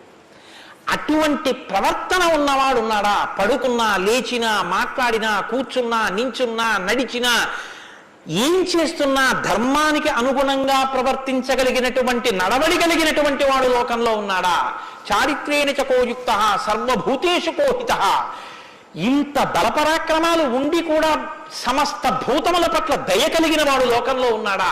గుండెల నిండా అంత కారుణ్యం ఉన్నవాడు ఉన్నాడా? సర్వభూతేషు కోహిత విద్వాంకః. తెలుసుకోవలసినవన్నీ సమస్తము తెలుసుకున్నటువంటి విజ్ఞాని ఉన్నాడా? అటువంటి విద్వాంసుడు ఉన్నాడా? విద్వాంకః కస్సమర్థశ్చ. ఎటువంటి పనైనా సరే వీరు చెయ్యలేరు అనొచ్చేమో, కానీ ఆయన ఇది చెయ్యలేరని చెప్పడానికి ఒక పని లేకుండా ఏ పనులైనా చెయ్యగలిగిన వాడు ఉన్నాడా? కస్సమర్థశ్చ కశ్చైక ప్రియదర్శన. ఎప్పుడు మీరు చూసినా చూడాలనిపించేట్టుగా ఉండేవాడు ఉన్నాడా? ఆయన యుద్ధం చేస్తుంటే వింటినారి లాగుతున్నాడు, అందం. ఆయన అడవిలో నడుస్తున్నాడు, అందం. ఆయన కిరీటం పెట్టుకున్నాడు, అందం. ఆయన పాదపీఠం మీద పాదం పెట్టాడు, అందం. ఆయన జిన్నెడు పాలు పోసుకుని జటాజూటం కట్టుకున్నాడు, అందం. ఆయన ఏమీ లేదు, నారచీర కట్టుకుని కోదండం పట్టుకున్నాడు, అందం. ఆయనకి కోపం వచ్చి కన్నులు ఎర్రబారాయి, అందం. ఆయన బాలరాముడిగా పిలక పెట్టుకుని వెడుతున్నాడు, అందం. సీతమ్మతో మాట్లాడుతున్నాడు, అందం. నిద్రపోతున్నాడు, అందం. అసలు ఏది చూసినా అందం. అబ్బా ఇప్పుడు అంత బాగుంటాడండి, ఆ తర్వాత బాగుంటాడండి, కొంచెం అలంకారం చేసుకుంటాడు బాగుంటుంది అనడానికి ఏమైనా ఉంటుందా? ఎప్పుడు నువ్వు చూసినా అలాగే చూడాలనిపించేటట్టుగా ఉండేవాడు ఎవరైనా ఉన్నాడా? కశ్చైక ప్రియదర్శన. ఎంత పెద్ద మాట అండి. నిద్రపోతుంటే చూసావు, ఆహా నిద్రపోతుంటే చూడాలండి ఆయన సౌందర్యం. ఆ మాట ఎవరికన్నా ఉంటుందండి లోకంలో? ఏమన్నా ఆయన నిద్రపోతుంటే ఎంత బాగుంటారండి అంటారా? ఏమన్నా ఆయన నిద్ర లేచి ఒళ్ళు విరుచుకుంటుంటే చూడాలండి ఆయన అందం ఎవరికైనా ఉందా? ఆయన యుద్ధం చేస్తుంటే చూడాలండి అందం ఎవరికైనా ఉంటుందా? ఎంతటి అందగాడు రామో. ఆయన పుంసామోహన రూపాయ పుణ్య శ్లోకాయ మంగళం. ఆడవాళ్ళు మోహించడం కాదు, పురుషులు మోహించారు ఆయన్ని. అంతటంతగాడు. కొన్ని కోట్ల మంది కంఠాలు కోసేశాడంతే రామావతారంలో. నెత్తుటిని ఏర్లు పాడించాడు, అయినా అందం. ఈ భుజాలు అందం, గడ్డం అందం, చెక్కిళ్ళు అందం, ఆ ఆజానుబాహు వరవింద దళాయతాక్షం. ఆ కళ్ళందం, ఆ కనుబొమలందం, ఆ ముక్కందం, ఆ మూచందం, ఆ గడ్డం అందం, ఆ కంఠం అందం, అన్నీ అందం. అందమే రాముడు, రాముడే అందం, రాముడే అభిరాముడు. అటువంటి వాడు ఉన్నాడా? కశ్చైక ప్రియదర్శన ఆత్మవాంకో. గొప్ప ధైర్యవంతుడు ఉన్నాడు ఆ లోకంలో. ధైర్యవంతుడు అంటే మీరు బాగా జ్ఞాపకం పెట్టుకోండి. ధైర్యవంతుడు అన్న మాటకు అర్థం ఏంటో తెలుసా అండి? భయం లేనివాడు అని కాదు. ధైర్యము అన్న మాటకి ఇంకో అర్థం కూడా ఉంది. ధైర్యము అంటే తాను ఏ పని మీద బయలుదేరాడో ఆ పనికి అనుగుణమైనటువంటి సంభారములను మాత్రమే దగ్గరుంచుకుని ఆ పని మీద మాత్రమే దృష్టి పెట్టి ఆ పనిని పాడు చేసేటటువంటి ఏ ఇతర ఆకర్షణీయమైనటువంటి వ్యవహారమైనా త్రోసి రాజని విడిచిపెట్టగలిగినటువంటి పూనిక ఉన్నవాడు ఉన్నాడా? నేను ఏకపత్ని వ్రతం చేస్తానన్నాడు, భార్యని రావణాసురుడు ఎత్తుకుపోయాడు, చాలా మంది వచ్చి మీద పడ్డారు. మా నాన్నగారు దక్షిణ నాయకుడు, మా వంశంలో చాలా మంది దక్షిణ నాయకులు, మా ఆవిడ దగ్గర లేదు కదండి అని ఏమైనా పొరపాటు పడ్డాడా? తాను ఏది అన్నారో రామో దీర్ణాభిభాషతే, 2 మాటలు నాకు రావమ్మా అన్నాడు అంతే. లోకంలో అవతార పరిసమాప్తి వరకు అంతే. అలా ఉండగలిగిన వాడు ఉన్నాడా? ఆత్మవాంకో జితక్రోధో. కోపాన్ని గెలిచిన వాడు ఉన్నాడా? కోపాన్ని గెలవడం ఏమిటండి? అది ఏమైనా ఎదురుగుండా వచ్చి నిలబడుతుందా క్రోధం? ఎలా గెలుస్తారు అంటే క్రోధం ఎక్కడి నుంచి వస్తుందో మూలస్థానాన్ని గుర్తెరగడం, వికార కారణాన్ని తెలుసుకోవడమే క్రోధాన్ని గెలవడం. అంటే మీరు చూడండి, నాకండి ఎంత కోపం వచ్చేసిందో అంటాడు. ఎంత కోపం వచ్చేసిందోకి ఎక్కడి నుంచి వచ్చింది? ఇక్కడి నుంచే రావాలి కోపం. ఇక్కడి నుంచి రావడానికి అనువైన అవకాశం, వాతావరణం నువ్వు ఇస్తే రావడానికి సిద్ధంగా ఉంటుంది. మంట పుట్టడానికి సిద్ధంగా ఉన్నట్టు ఉంటుంది అది. నువ్వు అది పుడితే ఎంత వికారంగా ఉంటావో, నీ ముఖం ఎలా ఉంటుందో, ఎంత జేవురించుకుని ఉంటుందో, ఎలా అరుస్తావో, నీ చేతులు ఎలా ఉంటాయో ఓసారి ఆ టైంలో వీడియో తీసి చూసుకో ఎలా ఉంటుందో. అసహ్యం వేస్తుంది మన మీద. మనకి అదేంటంటే అలా ఉన్నాననిపిస్తుంది. ఇన్ని వికారములు ఇది వస్తే వస్తున్నాయని తెలుసుకుని అది రాకుండా తొక్కి పెట్టగలిగిన వాడు ఉన్నాడా? అలా ఉంటే జితక్రోధో, అలాంటి వాడు ఉన్నాడయా లోకంలో? ఆత్మవాన్కో జితక్రోధో ద్యుతిమాన్కో, అపారమైనటువంటి కాంతి కలిగిన వాడు ఉన్నాడా? ద్యుతిమాన్కో ననసూయక, అసూయని గెలిచిన వాడు ఉన్నాడా? తనకన్నా గొప్పవాడు కనపడితే ఆహాహా మహాత్ములు ఎంత గొప్ప పరిశ్రమ చేశారో, ఇంత గొప్పవాడు అయ్యాడని నమస్కారం చేసి తెలుసుకోవాలి. తనకన్నా తక్కువవాడు కనపడితే ఈశ్వరానుగ్రహంతో ఈయన వృద్ధిలోకి రావాలనగలగాలి. కిందవాడిని చూసి అహంకరించకూడదు, పైవాడిని చూసి అసూయపడకూడదు. ఈ రెండు ఉన్నవాడు ఉన్నాడా? ద్యుతిమాన్కో ననసూయక కస్య బిభ్యతి దేవాశ్చ జాత రోషస్య సంయుగే. కోపం లేని వాడికి కోపం ఎలా వస్తుంది మరి? అంటే కోపం తెచ్చిపెట్టుకున్నట్టు నటిస్తాడు అంతే. ఎందుకు నటించాలి అంటే ఏదో పని చక్కబెట్టాలంటే కోపం వచ్చినట్టు ఒకసారి ఇలా అంటాడు. అనేటప్పటికి అమ్మ బాబు ఆయన కోపం వచ్చిందంటే హడిలిపోయి అందరూ జాగ్రత్తగా ఉంటారు. ఎవరికి కోపం వచ్చిందని అనిపిస్తే 33 కోట్ల మంది దేవతలు కూడా ఉనికిపోతారో అలా కోపాన్ని తెచ్చిపెట్టుకునేవాడే తప్ప అసలు కోపం రావడం అన్నది లేనివాడు ఒకరిలో ఉన్నాడా? అలాంటి వాడు ఎవడైనా ఉంటే ఎప్పుడో ఉన్నాడని చెప్పద్దు, ఇప్పుడు ఉన్నాడా? నేను చూడ్డానికి వీలుగా ఉన్నాడా? ఈ కాలంలో ఉన్నాడా? ఉంటే అటువంటి వాడి గురించి నాకు చెప్పు, నాకు వినాలని ఉందన్నాడు. ఇప్పుడు వస్తోంది రామాయణం. ఇప్పుడు చెప్పాలి నారదుడు ఎవరో తెలుసా? ఆయన రాముడే.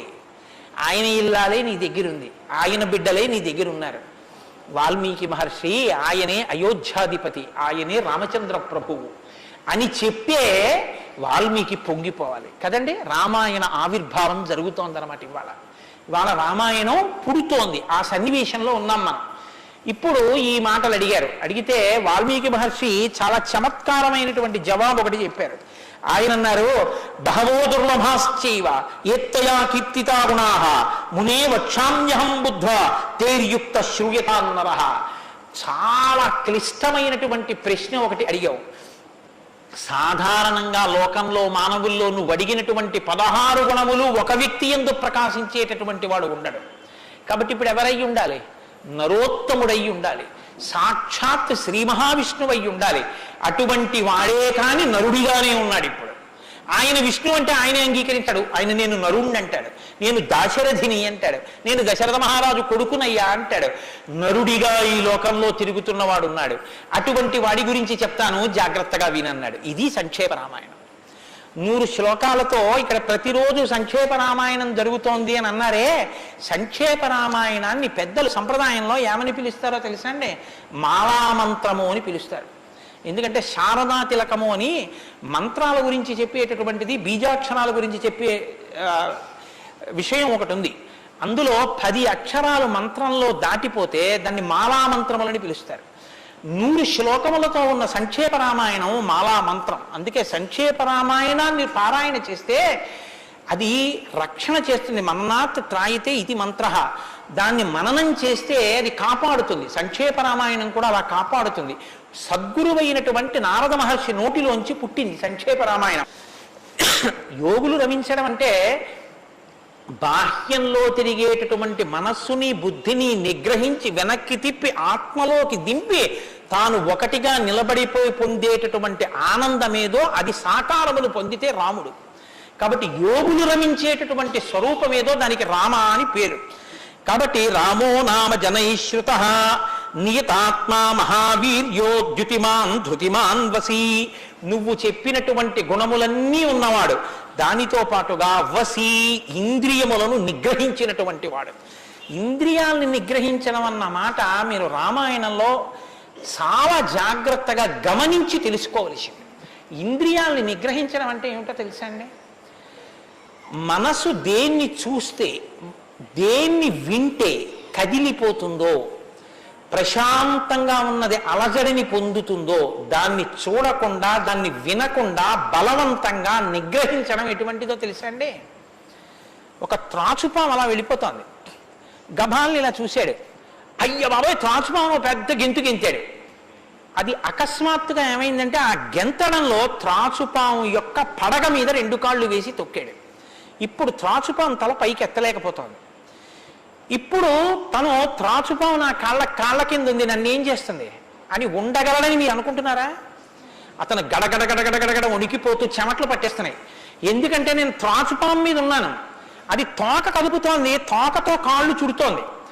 ఈ కంగారులో ఏం చేస్తాడంటే త్రాచుపాము మీద తాను నిలబడి ఉండగా ఇక త్రాచుపాము తను ఏం చెయ్యలేదన్న స్థితిలో ఉన్నా ఎప్పుడో ఒకప్పుడు తాచుమా మీద కాలు తీసేస్తాడు, కంగారు పడిపోయి తీసేస్తాడు. ఎప్పుడో అప్పుడు కాలు తీయడం కోసమే పాము చూస్తుంటుంది, కాటు వేసేసి పుట్టలోకి వెళ్ళిపోతుంది, లేకపోతే ఎక్కడికో అక్కడికి వెళ్ళిపోతుంది. రావణుడు చేసే తపస్సు, రావణుని యొక్క ఇంద్రియ నిగ్రహం అటువంటివి. బలవంతంగా అణిచిపెడతాడు. అవకాశం రాగానే అది ఒక్కసారి జడలు విప్పి ప్రళయతాండవం చేసి రావణుణ్ణి పడగొడుతుంది. మండోదరి చెప్పింది ఈ మాట, నా సొంతం కాదు. రాముడు అలా కాదు, విచారణ చేసి ఉంటాడు. అర్థమనర్థం భావయనిత్యం అంటారు శంకరాచార్యులు వారు. నారీస్తన భరణాభీదేశం దృష్ట్యా మాగా మోహావేశం ఏతత్ మాంసవసాది వికారం మనసి విచింత్య వారం వారం అంటారు. మనసు దేని చేత కదిలిపోతోందో దాని యథార్థ స్వరూపాన్ని బాగా విచారణ చేస్తారు. విచారణ చేసి ఈ పాటి దానిక నా ఒంట్లో ఉన్నటువంటి శక్తిని అంతటినీ ఖర్చు చేసేస్తున్నాను అని మనసుని మరల్చే ప్రయత్నం చేసి ఆ వస్తువు తన కళ్ళ ముందు కనపడినా ఇంకా ఆయన మనసు చెక్కు చెదరదు, ఆ స్థితిని పొందుతాడు. ఇది శంకరాచార్యులు వారు నేర్పుతారు లోకానికి. గురువు చెప్పే మాట అంటే అలా ఉంటుంది. ఆయన ఎంత చమత్కారంగా అన్నారో చూడండి. నారీస్తన భరణాభీదేశం దృష్ట్యామోగా మోహావేశం. ఎందుకంత వెర్రెక్కిపోతున్నావు? యవ్వనం ఒంట్లో ఉండి ఓపికన్న కాలంలో నీ శరీరం కన్నా స్త్రీ శరీరంలో రెండే వికారాలు ఉన్నాయి. శరీరపు ఊర్ధ్వభాగంలో 2 చోట్ల మాంసపు ముద్దలు పైకి పొటమరించాయి. శరీర అధోభాగంలో మాంసము కొంత లోపలికి వెళ్ళి ఉంది. ఈ 2 వికారాల కోసం నీ శరీరంలో ఉన్న సమస్త శక్తిని నశింప చేసుకున్నావు. ఇదా నీకు నరజన్మ ప్రయోజనం? మనసి విచింతీయ వారం వారం, దీన్ని బాగా ఆలోచించు అన్నది. ఇది పట్టుకుందనుకోండి, కంటిని మనసుని కంటితో చూడడం వల్ల కదపగలిగిన మనసుకి ఇప్పుడు ఆ వస్తువు కనపడినా ఇక మనసు కదలదు. ఇది ఇంద్రియ నిగ్రహం అంటారు. ఇంద్రియాలని జయించడం అంటే అది. ఇది రాముడు. అందుకే ధృతిమాన్ వసి, అపారమైన శక్తితో ఉంటాడు, సంకల్ప శక్తితో ఉంటాడు, ఇంద్రియములను జయించిన వాడై ఉంటాడు. బుద్ధిమాన్ నీతిమాన్ వాగ్మి శ్రీమాన్ శత్రునిబర్హణ విపులాంశో మహాబాహు కంబుగ్రీవో మహాహను. నిజంగా శ్రీరామాయణాన్ని ప్రతి శ్లోకం ప్రతి మాట వ్యాఖ్యానం చేస్తే 42 రోజులు ఏమిటండి? నేను రిటైర్ అయిపోయే వరకు చెప్పినా శ్రీరామాయణం అయ్యేదేం కాదు, కానీ ఏదో 42 రోజుల్లో పూర్తి చేశాను అనిపించుకోవడం అంతే. కాబట్టి బుద్ధిమాన్ నీతిమాన్ వాగ్మి, అన్ని విద్యలు తెలుసున్నవాడు, శ్రీమాన్ ఐశ్వర్యం ఉన్నవాడు, శత్రు నిబర్హణ శత్రువులను నిగ్రహించగలిగిన వాడు, విపులాంశో ఎత్తైన మూపున్నవాడు, మహాబాహు బలిశిర బాహువులున్నవాడు, కంబుగ్రీవో శంఖం వంటి కంఠం ఉన్నవాడు, మహాహను చెక్కిళ్ల పైభాగం చాలా ఉన్నతంగా ఉన్నటువంటి వాడు. అటువంటి మహానుభావుడు ఈ లోకంలోనే ఉన్నాడు. ప్రజాపతి సమశ్రీమాం ధాతారి పురిశూదన రక్షిత జీవలోకస్య ధర్మస్య పరిరక్షిత రక్షిత స్వస్య ధర్మస్య స్వజనస్య చ రక్షిత వేదంగతత్వజ్ఞో ధనుర్వేదే చ నిష్ఠిత. ఎంత గొప్పగా మాట్లాడారండి నారద మహర్షి. నిజంగా ప్రజాపతి సమశ్రీమాన్, ఈ ప్రపంచాన్నంతటినీ పోషించగలిగినటువంటి వాడు, సాక్షాత్ శ్రీ మహావిష్ణువు. ధాతారి పునిశూదన శత్రువులను నిగ్రహించగలిగిన వాడు, రక్షిత జీవలోకస్య ఈ లోకాలన్నింటినీ రక్షించగలిగిన వాడు, ధర్మస్య పరిరక్షిత ధర్మాన్ని రక్షించేటటువంటి వాడు. ధర్మాన్ని రక్షిస్తాడు కాబట్టి అధర్మాన్ని నిగ్రహిస్తాడు కూడా. ధర్మస్య పరిరక్షిత రక్షిత స్వస్య ధర్మస్య, తన ధర్మాన్ని తాను రక్షించుకుంటాడు. రక్షిత స్వస్య ధర్మస్య స్వజనస్య చ రక్షిత, అందరినీ రక్షిస్తే మరి స్వజనులు ఎవరు అంటే ఆయననే నమ్ముకుని ఉన్న వాళ్ళెవరో ఆ వారి రక్షణ యందు మరింత అప్రమత్తంగా ఉండేటటువంటి స్వరూపం ఉన్నటువంటి వాడు. అటువంటి వాడు సచ సర్వగుణోపేత కౌసల్యానందవర్ధన సముద్రయివ గాంభీర్యే ధైర్యేణ హిమవానివా. ఇందులోంచేనండి వాల్మీకి మహర్షి చెప్పిన శ్లోకాల్లోంచే తర్వాత ఉపమానాలన్నీ వచ్చాయి. ఇప్పటికీ మనం చూడండి, ఆయన మేరునగ ధీరుడండి అంటాం. ఆయన్ని పోల్చి చెప్పేటప్పుడు హిమవత్ పర్వతము వంటి వాడు, సముద్రము వంటి గాంభీర్యం ఉన్నవాడు అని చెప్పారు నారద మహర్షి. సముద్రం చూడండి ఎంత గంభీరంగా ఉంటుందో. సముద్రం కడుపులో ముత్యాలు, రత్నాలు, వజ్రాలు ఇన్ని ఉంటాయి. ఇన్ని ఉన్నా కప్పి ఉంచుతుంది. సముద్రంలో బడబాగ్ని ఉంటుంది, కానీ తాను మాత్రం చల్లగా ఉంటుంది. సముద్రం ఒడ్డుకొస్తుంది, వచ్చి మీ కాళ్ళు తాను కడుగుతుంది. చేతకానిది ఎదురొచ్చి మీ కాళ్ళు కడిగిందని మీరు ధూర్తతనంతో లోపలికెడితే మిమ్మల్ని తనలో కలుపుకుంటుంది. ఎదురొచ్చి మీ దగ్గరికి వస్తోంది కదా అని మీ కాలి చెప్పు తీసి అందులో వేస్తే తీసుకొచ్చి అవతల బారేస్తుంది ఒడ్డున. ఇది సముద్రం యొక్క గాంభీర్యం. తాను ఉప్పు కయ్యగా ఉంటుంది, పర్వదిన స్నానానికి పనికొస్తుంది. ఇన్నిటిని కప్పిపుచ్చి నిలబడగలిగినటువంటి స్వరూపం సముద్రం. కడుపులో బడబాగ్ని ఉన్నా, సీతాపహరణమే జరిగిన, తండ్రే మరణించిన, రాజ్యమే పోయిన, అరణ్యంలో తిరిగిన, జుట్టు తీసేసిన, జిల్లేడు పాలు పోసుకుని ఆఖరికి ఆ జటలు కట్టుకున్న, నారచీర కట్టుకున్న, పాదాలకి చెప్పులే లేకపోయినా, అగ్నిహోత్రాన్ని చంకన తగిలించుకున్న, అడవిలో మృగాన్ని బాణం పెట్టి కొట్టి చర్మం ఒలిచి మాంసం తీసి తెచ్చి సీతమ్మ వండితే తప్ప తినలేని స్థితిలో రాజారాముడు అయినటువంటి వాడు బ్రతకవలసి వచ్చిన తెల్లవారుజామున 4 గంటల సమయంలో దాహమేస్తున్న ఏనుగు నదిలో తొండం పెట్టి నీళ్లు తాగడానికి కూడా భయపడినంత చలికాలంలో కూడా వెళ్ళి స్నానం చెయ్యగలిగిన మొనగాడు, ఇన్ని కష్టాలు కడుపులో పెట్టుకుని కూడా పైకి చెక్కు చెదరకుండా ఉండగలిగినటువంటి గంభీరమూర్తి ఆయనయా రాముడంటే అన్నాడు నారదుడు. కాబట్టి సముద్ర ఇవ గాంభీర్యే ధైర్యేన హిమవానివా, ధైర్యంలో హిమవత్ పర్వతం వంటి వాడు. పర్వతాన్ని చూడండి, వర్షధారల చేత కొట్టబడుతుంది, పిడుగులు పడిపోతాయి. ఆ పర్వతం మీదే చెట్లు పెరుగుతాయి, ఆ పర్వతం మీదే సింహాలు తిరుగుతాయి, పులులు తిరుగుతాయి. ఆ సముద్రానికి కన్నాలు పెట్టి పావులు పడుకుంటాయి. చిట్టెలుకలు కన్నాలు చేసి ఆ పర్వత పాదాల మీద తిరుగుతూ ఉంటాయి. ఎలుక కన్నం పెట్టి తనలో దూరిందని బెంగ పెట్టుకోదు, ఒక ధూర్తుడు కాళ్లతో పైకెక్కాడని బెంగ పెట్టుకోదు, వర్షధారలు కొట్టాయని కదలదు, పిడుగులు పడ్డాయని చెక్కు చెదరదు, పులులు సింహాలు తిరుగుతున్నాయని బెంగ పెట్టుకోదు, మహాత్ములు తన మీద నడుస్తున్నారని పొంగిపోదు, తన మీద ఈశ్వరుడి దేవాలయం కట్టారని పరవశించిపోదు, తాను అలాగే నిలబడి ఉంటుంది. చెక్కు చెదరక నిలబడగలిగినటువంటి పర్వతం ఎటువంటిదో రాముడు అటువంటి వాడు. ఇది నారదుడు ఒక నరుడిగా ఆయనకున్న లక్షణాలు చెప్తున్నాడు. ఇవి నీవు సంతరించుకో, కొన్నైనా ప్రతిదానికి విచలితుడమైపోవడం కాదు, ప్రతి చిన్నదానికి కదిలిపోవడం కాదు, ధైర్యంగా నిలబడగలగాలి. నాకు కాకపోతే ఎవరికి వస్తాయి కష్ట సుఖాలు అనేటటువంటివి చేసుకున్న కర్మను అనుసరించి అని నిలబడగలిగినటువంటి స్థితి రామాయణం ఇస్తుంది. విష్ణునా సదృశో వీర్యే సోమవత్ ప్రియదర్శన కాలగ్ని సదృశ క్రోధే క్షమయా పృథివీ సమః. ఏమి శ్లోకాలు వాడారండి సంక్షేప రామాయణంలో మహానుభావుడు. విష్ణునా సదృశో వీర్యే, ఆయనతో పోల్చడానికి విష్ణు ఒక్కడే ఉన్నారు.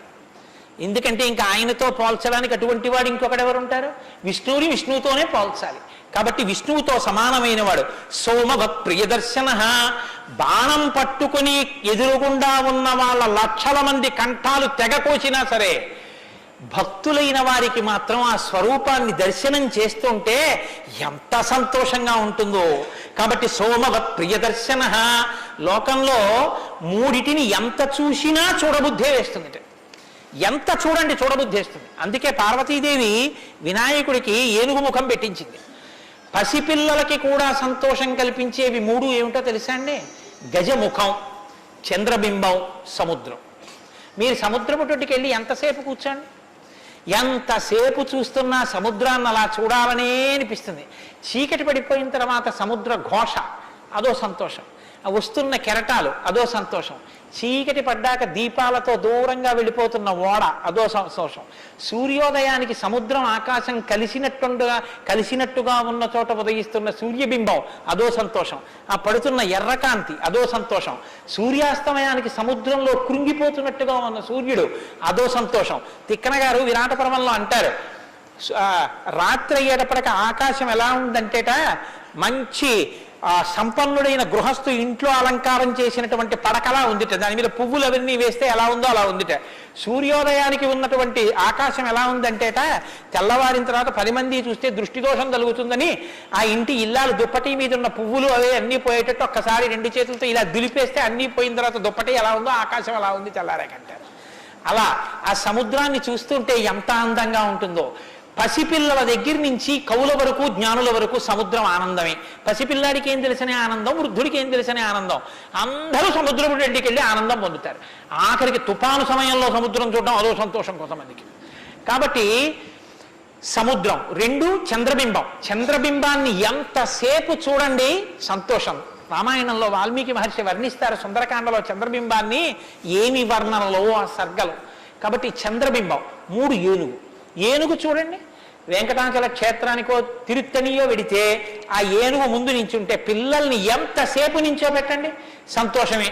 ఆ తొండం ఇలా ఇలా ఆడిస్తూ ఆ ఏనుగు అలా నిలబడి అరటిపండు ఎత్తి నోట్లో పెట్టుకుని ఆ దుమ్ము తీసి మీద పోసుకుని స్నానం చేసి తెల్లటి దంతాలు, దాని స్వరూపం, దాని చిన్ని చిన్ని కళ్ళు, దాని వెంట్రుకలు, దాని తోక, పెద్ద పెద్ద కాళ్ళు, ఇంతంత గోళ్ళు, గుండ్రంగా పాదాలు.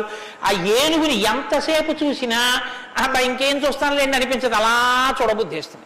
అలా చూడబుద్ధి వేస్తుంది కాబట్టి ధ్యానం చేసేటప్పుడు ముందు గణపతి యొక్క ముఖాన్ని తదేకంగా చూస్తే ఆ ధ్యాన నిష్ట చేత విఘ్నములు తొలగిపోతాయి. కాబట్టి పరమేశ్వరుడు అందరూ తొందరగా దృష్టి పెట్టి చూడడానికి వైముఖ్యం కలగనటువంటి ముఖాన్ని నా కొడుక్కి పెడితే అందరికీ ఉపకారం జరుగుతుందని ఏనుగు తలకాయ తీసుకొచ్చి వినాయకుడికి పెట్టాడు. అది కారణం, వినాయకుడికి ఏనుగు తలకాయ ఉండడానికి కారణాల్లో అదొకటి. కాబట్టి విష్ణు నాసదృశో వీర్యే సోమవత్ ప్రియదర్శన కాలాగ్ని సదృశ క్రోధే. క్రోధం, కోపం వచ్చిందా కాలాగ్ని ఎటువంటిదో అటువంటి వాడు. క్షమయా పృథివీ సమః. ఈ భూమికి ఎంత ఓర్పో రాముడికి అంత ఓర్పు. నిద్ర వేస్తూనే భూమిని తంతాం, భరిస్తుంది. మలమూత్రాలు భూమి మీద విసర్జిస్తాం, భరిస్తుంది. ఉమ్మి భూమి మీద వేస్తాం, ఊరుకుంటుంది. పోనీ ఏదో పొరపాటున వచ్చింది వేరు, కావాలని ఒక రకమైన తాంబూలం వేసుకుని బొమ్మడమే ప్రయోజనంగా నెత్తురు కక్కుకునేవాడు కక్కుకున్నట్టు భూమి మీద ఎర్రటి మరకలు పడేటట్టు అదే పనిగా ఉమ్మి వేసేటటువంటి వాడిని కూడా భరించినటువంటి భూమాత యొక్క ఓర్పుని ఎంత స్తోత్రం చేయాలి నిజంగా. కాబట్టి అన్నం కావాలి, నాగలి పెట్టి అమ్మ గుండెల మీద చీరుతాం. ఇల్లు కట్టుకోవాలి, శంకుస్థాపన పేరుతో గుణపాలు పెట్టి అమ్మ గుండెల మీద గుచ్చుతాం. ఆఖరికి ఇంత సంపాదించి ఇంత కీర్తి తెచ్చి మా నాన్నగారు, మా బాబాయ్ గారు, మా మేనమామ, మా ఆయన ఇన్ని బంధుత్వాలు పెట్టుకున్న వాళ్ళు ఆ ఊపిరి ఆగిపోగానే తీసుకెళ్లి బయట చిరిగిపోయిన బొంతో చాపో వేసి పడుకోబెట్టి కొత్త చాప తెచ్చి 4 కర్రలకేసి తాడేసి కట్టి తీసుకెళ్లిపోతుంటే ఆఖరణ పుచ్చుకునేది ఈ తల్లి ఒక్కతే. ఎవరు ఇంట్లో ఒక్క రాత్రి కూడా ఉంచుకోరు. యావత్ పవనో నివసతి దేహే తావత్ పృచ్ఛతి కుశలంగేహే గతవతి వాయో దేహాపాయే భార్యా బిభ్యతి తస్మిన్ కాయే అంటారు శంకర భగవత్పాదులు. అటువంటి ఈ తల్లిది ఎంత ఓర్పో, ఎన్ని అపచారములు చేసినా కూడా కడుపులో పెట్టుకునేటటువంటి అమ్మ స్వరూపమైనటువంటి భూమికి ఎంత ఓర్పు ఉందో అంత ఓర్పు కలిగిన వాడయ్యా రామచంద్రమూర్తి. కాబట్టి ధనదేన సమస్యాగే సత్యే ధర్మ ఇవాపరః. కుబేరుడు ఎంతటి ధనవంతుడో అంతటి మహానుభావుడు, అటువంటి త్యాగం ఉన్నవాడు. సత్యే ధర్మ ఇవాపరః. సత్యము ధర్మము ఒకదాన్నొకటి ఎలా కాపాడుకుని రక్షించుకుంటాయో అలా రక్షించి కాపాడగలిగినటువంటి వాడు. తమేవం గుణ సంపన్నం రామం సత్యపరాక్రమం. ఇన్ని గుణములు కలిగినటువంటి రామచంద్రమూర్తి సాక్షాత్తుగా సత్యపరాక్రముడైనటువంటి వ్యక్తి. ఆయన పరాక్రమం సత్యమే పరాక్రమముగా కలిగినటువంటి వాడు. అటువంటి వాడు రామచంద్రమూర్తి అని ఆ రాముని యొక్క కథని సంక్షేపంగా చెప్పారు. సంక్షేపంగా అంటే వివరంగా కాదు, బాగా గుర్తుపెట్టుకోండి. వివరంగా చెప్పలేదు, కేవలం ఏదో విహంగ వీక్షణం అంటారు చూసారా, ఒక్కసారి స్థాళీపులాక న్యాయంగా ఒకసారి అలా చెప్పేశారు. అది ఎంత తేలిగ్గా చెప్పేశారంటే సజగామ వనం వీర ప్రతిజ్ఞామనుపాలయన్ పితుర్వచన నిర్దేశాత్ కైకయ్యా ప్రియకారణాత్ అంటూ. కానీ సంక్షేప రామాయణ శ్లోకాలండి, అవి నిజంగా మంత్రాలే. దశరథ మహారాజు గారు లేక లేక లేక లేక సంతానం కలగలేదని బెంగ పెట్టుకుని అశ్వమేధయాగం చేసి తత్పాపాన్ని పోగొట్టుకుని పుత్రకామేష్టి చేస్తే యజ్ఞపురుషుడు ఆవిర్భవించి ప్రసాదాన్ని ఇస్తే ఆ పాయసాన్ని అనురూపలైనటువంటి తన భార్యలు స్వీకరిస్తే పెద్ద భార్య అయినటువంటి కౌసల్యాదేవి యొక్క గర్భాన్ని జనించినటువంటి సాక్షాత్ విష్ణుస్వరూపుడైన ధర్మాత్ముడైన రామచంద్రమూర్తి పినతల్లి అయిన కైకమ్మ 14 సంవత్సరములు అరణ్యవాసం చేసి రాజ్యాభిషేకాన్ని విడిచిపెట్టుకోవాలి రామచంద్రమూర్తిని 2 వరములు రాత్రికి రాత్రి దశరథ మహారాజు గారిని అడ్డుపెట్టి నిగ్రహిస్తే తండ్రిని సత్యవాక్యమునందు నిలబెట్టడం కోసమని రామచంద్రమూర్తి రాజ్యాన్ని పరిత్యజించి నారవస్త్రాలు కట్టుకుని చెప్పులు కూడా విడిచిపెట్టి మహానుభావుడు అరణ్యానికి బయలుదేరి వెళ్ళిపోతున్నారు. ఆ వెళ్ళిపోతున్నటువంటి సమయంలో రామస్య దయితా భార్య నిత్యం ప్రాణ సమాహిత జనకస్య కులే జాతా దేవమాయేవ నిర్మిత సర్వలక్షణ సంపన్నా నారీణాముత్తమామదో సీతాప్యనుగత రామం శిశినం రోహిణీ యథా. సాక్షాత్తుగా దేవమాయయే లోకంలో ఉన్న సౌందర్యమంతా రాశీభూతమై ఒక స్త్రీ రూపంలో వచ్చిందా అన్నంతగా కనపడేటటువంటి సీతమ్మ తల్లి, జనక మహారాజు గారి యొక్క పుత్రి, అయోనిజ అయినటువంటి తల్లి, స్త్రీలలో ఉత్తమమైనటువంటి రత్నంగా చెప్పబడినటువంటి తల్లి, సర్వలక్షణ సంపన్న అయినటువంటి సీతమ్మ చంద్రుణ్ణి రోహిణి ఎలా అనుసరిస్తుందో అలా కష్టసుఖాల్లో నీతో కలిసి ఉంటాను తప్ప నేను అంతఃపురంలో ఉండను అని చెప్పి రామచంద్రమూర్తితో కలిసి అరణ్యవాసానికి బయలుదేరింది. సోదరుడైనటువంటి లక్ష్మణుడు కూడా రామచంద్రమూర్తితో బయలుదేరాడు. ముగ్గురు అరణ్యవాసం చేస్తున్నటువంటి సమయంలో చిత్రకూట పర్వతం మీద ఉండగా తనకి రాజ్యం కావాలని భరతుడు కోరకపోయినా తల్లి వరం చేత రాజ్యాన్ని పొందడానికి అర్హుడైన భరతుడు మేనమావ గారి ఇంటి నుంచి తిరిగి వచ్చేసరికి దశరథ మహారాజు గారు ప్రాణాలు విడిచిపెడితే నాకు ఈ రాజ్యం వద్దని భరతుడు శత్రుఘ్నుడితో వశిష్ఠుడితో తల్లులతో కలిసి చిత్రకూట పర్వతం దగ్గరికి వెళ్ళి, అన్నా రామా నాకొద్దు, ఈ రాజ్యం నువ్వే తీసేసుకోమని ఎంత నిగ్రహించినా ధర్మాత్ముడు సత్యవాక్య పరిపాలకుడైనటువంటి రామచంద్రమూర్తి నా తండ్రిని సత్యంలో నిలబెట్టడం కోసం నేను ఈ వనవాసానికి వచ్చాను తప్ప నాకు ఈ రాజ్యం అక్కర్లేదని స్వీకరించడం మానేసి తన పాదుకలను తీసుకెళ్లి భరతుడికి ఇస్తే భరతుడు పాదుకలను పట్టుకుని నందిగ్రామానికి వచ్చి సింహాసనం మీద పెట్టి రాజ్యం చేస్తుంటే మహానుభావుడు చిత్రకూట పర్వతం మీదే ఉన్నట్టయితే వచ్చినటువంటి తల్లులు సోదరులైనటువంటి భరత శత్రుఘ్నులు జ్ఞాపకానికి వస్తారని చిత్రకూటాన్ని విడిచిపెట్టి దండకారణ్యంలో ప్రవేశించి ఉన్నటువంటి సమయంలో అక్కడ ఉన్నటువంటి రాక్షసులలో ఒకటి అయినటువంటి శూర్పణఖ వచ్చి రామచంద్రమూర్తి యొక్క తమ్ముడైన లక్ష్మణుడు, లేదా సంక్షేప రామాయణం ప్రకారం రాముడంటే లక్ష్మణుడు చేసిన పని రాముడు చేసినట్టే,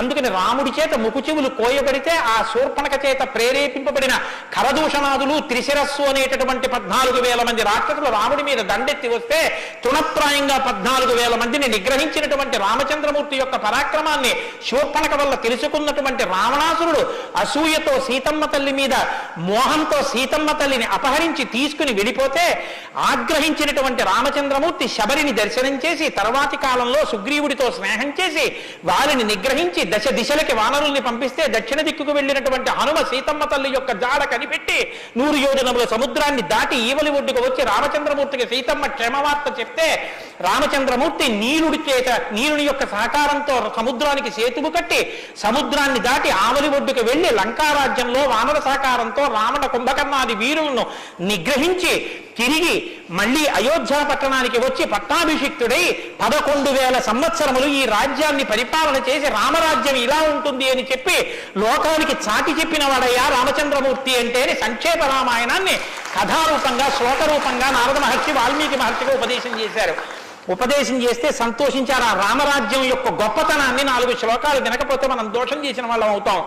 ప్రహృష్టముదితో లోకస్తుష్ట పుష్ట సుధార్మిక నిరామయో హ్యరోగస్యా దుర్భిక్ష భయవర్జిత న పుత్రమరణం కించిత్ ద్రక్షంతి పురుషః క్వచిత్ నార్యాశ్చా విధవా నిత్యం భవిష్యంతి పతివ్రతాః న చాగ్నిభయం కించిత్ ఆప్సుమజ్జంతి జంతవః న మాతజం భయం కించిత్ నాపి జ్వరకృతం తథా న చాపి క్షుద్భయం తత్ర న తస్కర భయం తథా నగరాణి చ రాష్ట్రాణి ధనధాన్యయుతాని చ నిత్యం ప్రముదితాః సర్వే యథా కృతయుగే తథా అశ్వమేధశతైర్రిష్ట తథా బహుసువర్ణకైః. రామచంద్రమూర్తి రాజ్యం చేసేటటువంటి కాలంలో కొడుకులు మరణిస్తే పెద్దవాళ్ళైనటువంటి వాళ్ళు పిల్లలకి ప్రేతకార్గించేయడం అన్నది లేదు. స్త్రీలు విధవలై భర్త మరణిస్తే జీవించవలసినటువంటి దౌర్భాగ్యం లేదు. అందరూ పసుపు కుంకాలతో భర్త చేతుల మీద వెళ్ళిపోయేవారు. ఎక్కడ అగ్నిభయం ఉండేది కాదు. జంతువులు నీళ్లలో మునిగి మరణించడం అనేటటువంటిది ఉండేది కాదు. వాత భయం కానీ, అనారోగ్యాలు కానీ, జ్వరాలు ఏర్పడడం కానీ, భయంకరమైన వ్యాధులు పటమరించడం కానీ, దొంగతనం కానీ, క్షుద్బాధ కానీ, ఆకలితో అలమటించడం కానీ, అశాంతి కానీ లోకంలో ఎక్కడా లేవు. అశ్వమేధాది యాగములను చేసి ఎంతో మంది బ్రాహ్మణులకి బంగారాన్ని దానం చేశాడు. గవాం కోట్యయుతం దత్వా బ్రహ్మలోకం ప్రయాస్యతి అసంఖ్యేయం ధనం దత్వా బ్రాహ్మణేభ్యో మహాయశాః. కొన్ని కోట్ల గోవులు దానం చేశాడు, కొన్ని కోట్ల బంగారు నాణెములు దానం చేశాడు. 10 వర్ష సహస్రాణి 10 వర్ష శతాని చ రామో రాజ్యముపాసిత్వా బ్రహ్మలోకం గమిష్యతి. రామో రాజ్యముపాసిత్వ, రాజ్యాన్ని ఉపాసన చేశాడు మహానుభావుడు. అంత గొప్ప పరిపాలన చేసి 11,000 సంవత్సరముల పరిపాలన తర్వాత బ్రహ్మలోకాన్ని చేరుకున్నాడు. ఇదం పవిత్రం పాపఘ్నం పుణ్యం వేదైశ్చ సంహితం. ఈ రామాయణ కథ ఉన్నదే, ఈ రామాయణ కథ పాపములన్నిటినీ పోగొడుతుంది. ఇది వేదములతో సమానమైనది. యప్పటే రామచరితం సర్వపాపై ప్రముచ్యతే. ఎవరు ఈ రామ కథని వింటున్నారో వాళ్ళకి సర్వ పాపములు తొలగిపోతాయి. సత్యం సత్యం పునఃసత్యం, ఇందులో అనుమానం ఏమీ లేదు. ఏతదాఖ్యానమాదిత్యం పఠన్ రామాయణం నరః. ఎవరు ఈ రామాయణాన్ని చదువుకుంటున్నారో వింటున్నారో వాళ్ళకి ఆయుష్యం నిలబడుతుంది, అపమృత్యు దోషం తొలగిపోతుంది. సపుత్ర పౌత్ర సగణ ప్రేత్య స్వర్గే మహీయతే. పుత్రుల్ని కొడుకుల్ని మనవల్ని చూసిన తర్వాత 3 తరాలు చూసిన తర్వాత సంతోషంతో సుఖశాంతులతో ఇహమనందు జీవించి ఆఖర తేలికగా శరీరం నుంచి ప్రాణం విడిపోయి జీవుడు సంతోషంగా భగవన్నామం చెప్తూ స్వర్గలోకాన్ని చేరుకుంటాడు. ఇంతటి గొప్ప అనుభూతిని ఐశ్వర్యాన్ని అనుగ్రహించగలిగినటువంటి శక్తి కలిగినటువంటిది రామాయణం. కాబట్టి ఎల్లరూ ఈ రామాయణాన్ని చదువుకోవాలి, వినాలి, ధరించాలి అని నారద మహర్షి వాల్మీకి మహర్షికి చెప్తే తదేక ధ్యానంతో ఆ మాలామంత్రంగా వినపడిన సంక్షేప రామాయణాన్ని విని పొంగిపోయిన హృదయంతో తన్మయత్వంతో ఉన్నటువంటి వాల్మీకి మహర్షి యొక్క స్థితి దగ్గర ఇవాల్టి ఉపన్యాసాన్ని పూర్తి చేస్తున్నారు. రేపటి రోజున అసలు ఎలా ఆవిర్భవించిందో, తన్మయత్వంలో ఉన్న వాల్మీకి మహర్షి ఎలా బయలుదేరారో, రామాయణం ఎలా వచ్చిందో, ఏం జరిగిందో ఆ విషయాన్ని మీకు మనవి చేసి రామాయణ కథా ప్రారంభం చేసే అనుగ్రహాన్ని రామచంద్ర ప్రభు నాకు కృప చేయుగాక. రేపు ఖచ్చితంగా 6:30 కథా ప్రారంభం అయిపోతుంది. లేకపోతే 7 రోజుల్లో బాలకాండ పూర్తి కాదు. కాబట్టి మంగళాశాసనపరై మదాచార్య పురోగమై సర్వైశ్చ పూర్వైరాచార్యై సత్కృతాయాస్తు మంగళం. మంగళం కోసలేంద్రాయ మహనీయ గుణాత్మనే చక్రవర్తి తనూజాయ సర్వభౌమాయ మంగళం. ఉమాకాంతాయ కాంతాయ కామితార్థప్రదాయినే శ్రీగిరీశాయ దేవాయ మలినాథాయ మంగళం. కరచరణకృతం వా కర్మవాక్కాయజం వా శ్రవణనైనజం వా మానసం వాపరాధం విహితమవిహితం వా సర్వమేత్తక్షమస్వా శివ శివ కరుణాబ్ధే శ్రీ మహాదేవ శంభో. సర్వం శ్రీ ఉమామహేశ్వర పరబ్రహ్మార్పణమస్తు. స్వస్తి. శ్రీరామాయణం వినడం ఒక మహద్భాగ్యం. నన్ను నమ్మండి, నేను చెప్తున్నానని నేను చెప్పట్లేదు. జీవితంలో రామాయణం వినడం అనేటటువంటిది కొన్ని కోట్ల కోట్ల కోట్ల జన్మల తర్వాత లభించేటటువంటి అదృష్టం. అందున సంపూర్ణ రామాయణం బాలకాండ నుంచి పట్టాభిషేకం వరకు ఏకబిగిన మండల కాలం రామాయణం వినడం అనేటటువంటిది సంభవం అయ్యేటటువంటి విషయం కాదు. అది కేవలం పూర్వపుణ్యం రామానుగ్రహం ఉంటేనే సాధ్యమయ్యేటటువంటి విషయం. అటువంటి రామ కథ విన్న తర్వాత మనం కేవలం లేచి వెళ్ళిపోవడం వల్ల ప్రయోజనం కన్నా రామనామాన్ని చెప్పి వెడితే చాలా బాగుంటుంది. రామనామం కేవలం రామ అనడం కన్నా పెద్దలు మనకు ఒక మార్గాన్ని ఇచ్చారు. రామ రామ రామ అని 3 మాటలంటే ఆ రోజున వాళ్ళు విష్ణు సహస్రం చెప్పిన ఫలితం. అది ఇంట్లో అంటేనే అంత ఫలితం ఇస్తే ఒక దేవాలయ ప్రాంగణంలో, అది జగద్గురు పీఠ ప్రాంగణంలో ఎంత శక్తివంతం ఆలోచించండి. అందుకే రామ రామ రామ 1000 ఎలా అవుతుందని మీకు అనుమానం ఉండొచ్చు. అక్షరాలని అంకెల్లోకి మార్చే సంప్రదాయం ఉంది.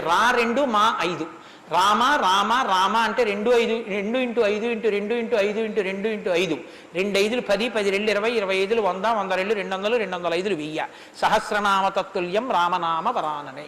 కాబట్టి శ్రీరామ రామ రామ అంటే విష్ణు సహస్రం చెప్పి వెళ్ళిపోయినట్టు. కాబట్టి నేను మకుటం అంటూ ఉంటాను. మకుటం మీరందరూ కానీ నేను దానికి వివరణం ఒకటి అంటూ ఉంటాను. మీరు మీ అందరూ కూడా చక్కగాను రామనామము రామనామము రమ్యమైనది రామనామము అని మీరంటారు. ఉండండి, మీ త్వర చాలా గొప్పది. అలా అంటే రామనామము రామనామము రమ్యమైనది రామనామము అలా అన్నప్పుడు 3 మాటలు రామ రామ రామ అంటారు. మీరు ఎన్ని మాటలు అన్నారో అన్ని మాటలు విష్ణు సహస్రం చెప్పింది. పైగా మీరు ఒకటి గుర్తు పెట్టుకోండి, నేను పూర్తి విశ్వాసంతో చెప్తున్నాను. వ్యక్తిగత అనుభవాలు వేదికల మీద చెప్పడం నాకు ఇష్టం ఉండదు. శ్రీరామాయణం జరగడానికి అందరికన్నా ముందే స్వామి హనుమ వస్తారు. అందుకే రామాయణం చెప్పేటప్పుడు హనుమ కోసం ఒక ఆసనం వేస్తారు. ప్రచ్ఛన్న రూపంలో వచ్చి కూర్చుంటారు. అదిగో ఆ ఆసనం అదే రామచంద్రమూర్తి పాదాల దగ్గర ఖాళీగా ఉంచిన ఆసనం ఎవరికంటే హనుమ కొరకు. దాని మీద వారు కూర్చుంటారు. అందుకే పుష్పాలంకారంతో శోభింపచేస్తారు. ఆయనకి ఆ పూలహారం వేశాను.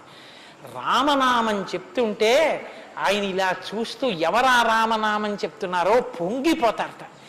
రాముడు హనుమ ప్రీతి పొందేస్తారు. ఎంత అసలు సీతమ్మ పరవశించిపోతుంది. నేను మీకు ఇప్పుడే చెప్పాను, వాక్కు ఉన్నది ఒక్క మనుష్య జన్మకి.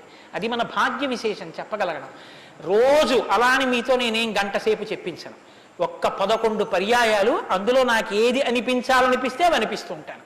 నేను వివరణతో కూడిన మాట అంటాను, మీరు రామనామము రామనామము రమ్యమైనది రామనామము. నేను గొప్పకి చెప్పట్లేదు, మీతో మాట మనవి చేస్తా. నేను అయ్యప్ప స్వామి దేవాలయంలో సంపూర్ణ రామాయణ ప్రవచనం చేసిన రోజుల్లో ఇది అనిపించేవాళ్ళం.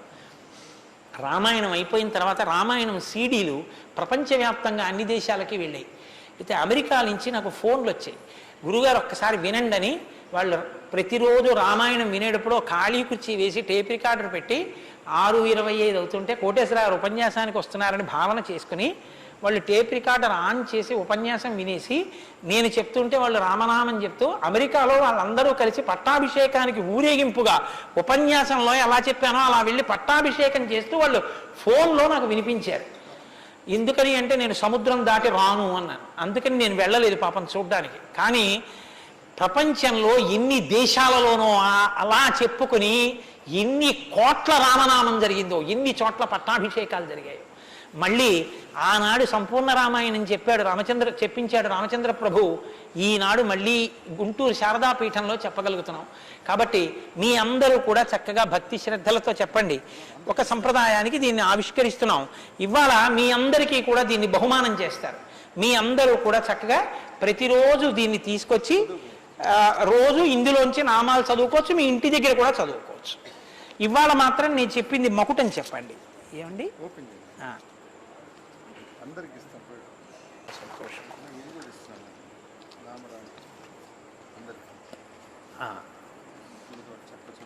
108 నామాల్లో సంపూర్ణ రామాయణం నామరామాయణం అని ఇది కూడా మీకు బహుమానం చేస్తున్నారు.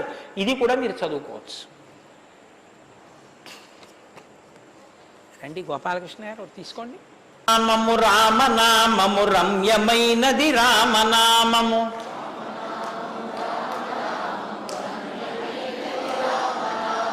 దారి నుండి గనడచు వారికి తోడు నీడే రామనామము. రామనామము రామనామము రమ్యమైనది రామనామము, నారదాది మహామునీంద్రులు నమ్మినది శ్రీరామనామము.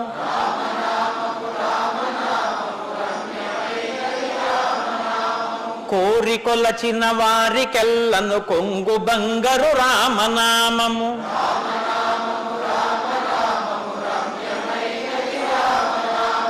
అండపిండ బ్రహ్మాండములకు ఆధారమైనది రామనామము.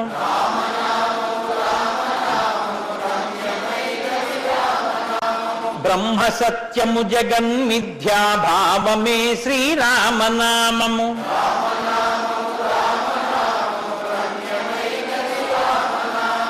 ఆంజనేయుని వంటి భక్తుల నిర్వికారము నిర్వికల్పము నిర్గుణము శ్రీరామనామము.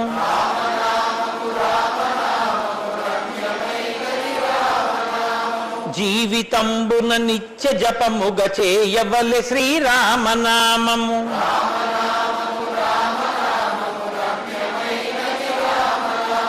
నిజ స్వరూపము బోధకంబగు తారకము శ్రీరామనామము.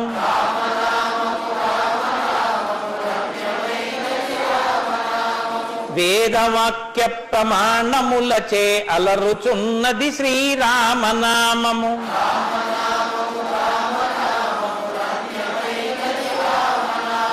తల్లి వలె రక్షించు సుజనుల నెల్ల కాలము రామనామము.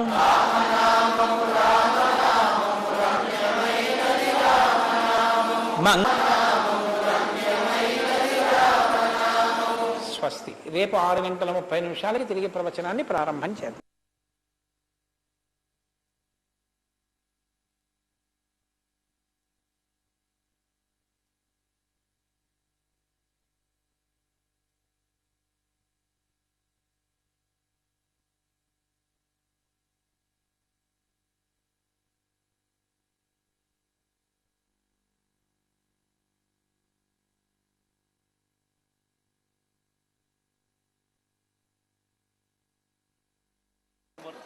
చాలా సంతోషం, చాలా సంతోషం. ఎక్కడో నమస్కారం విజయ్ కుమార్ గారు చెప్పారు రండి సార్.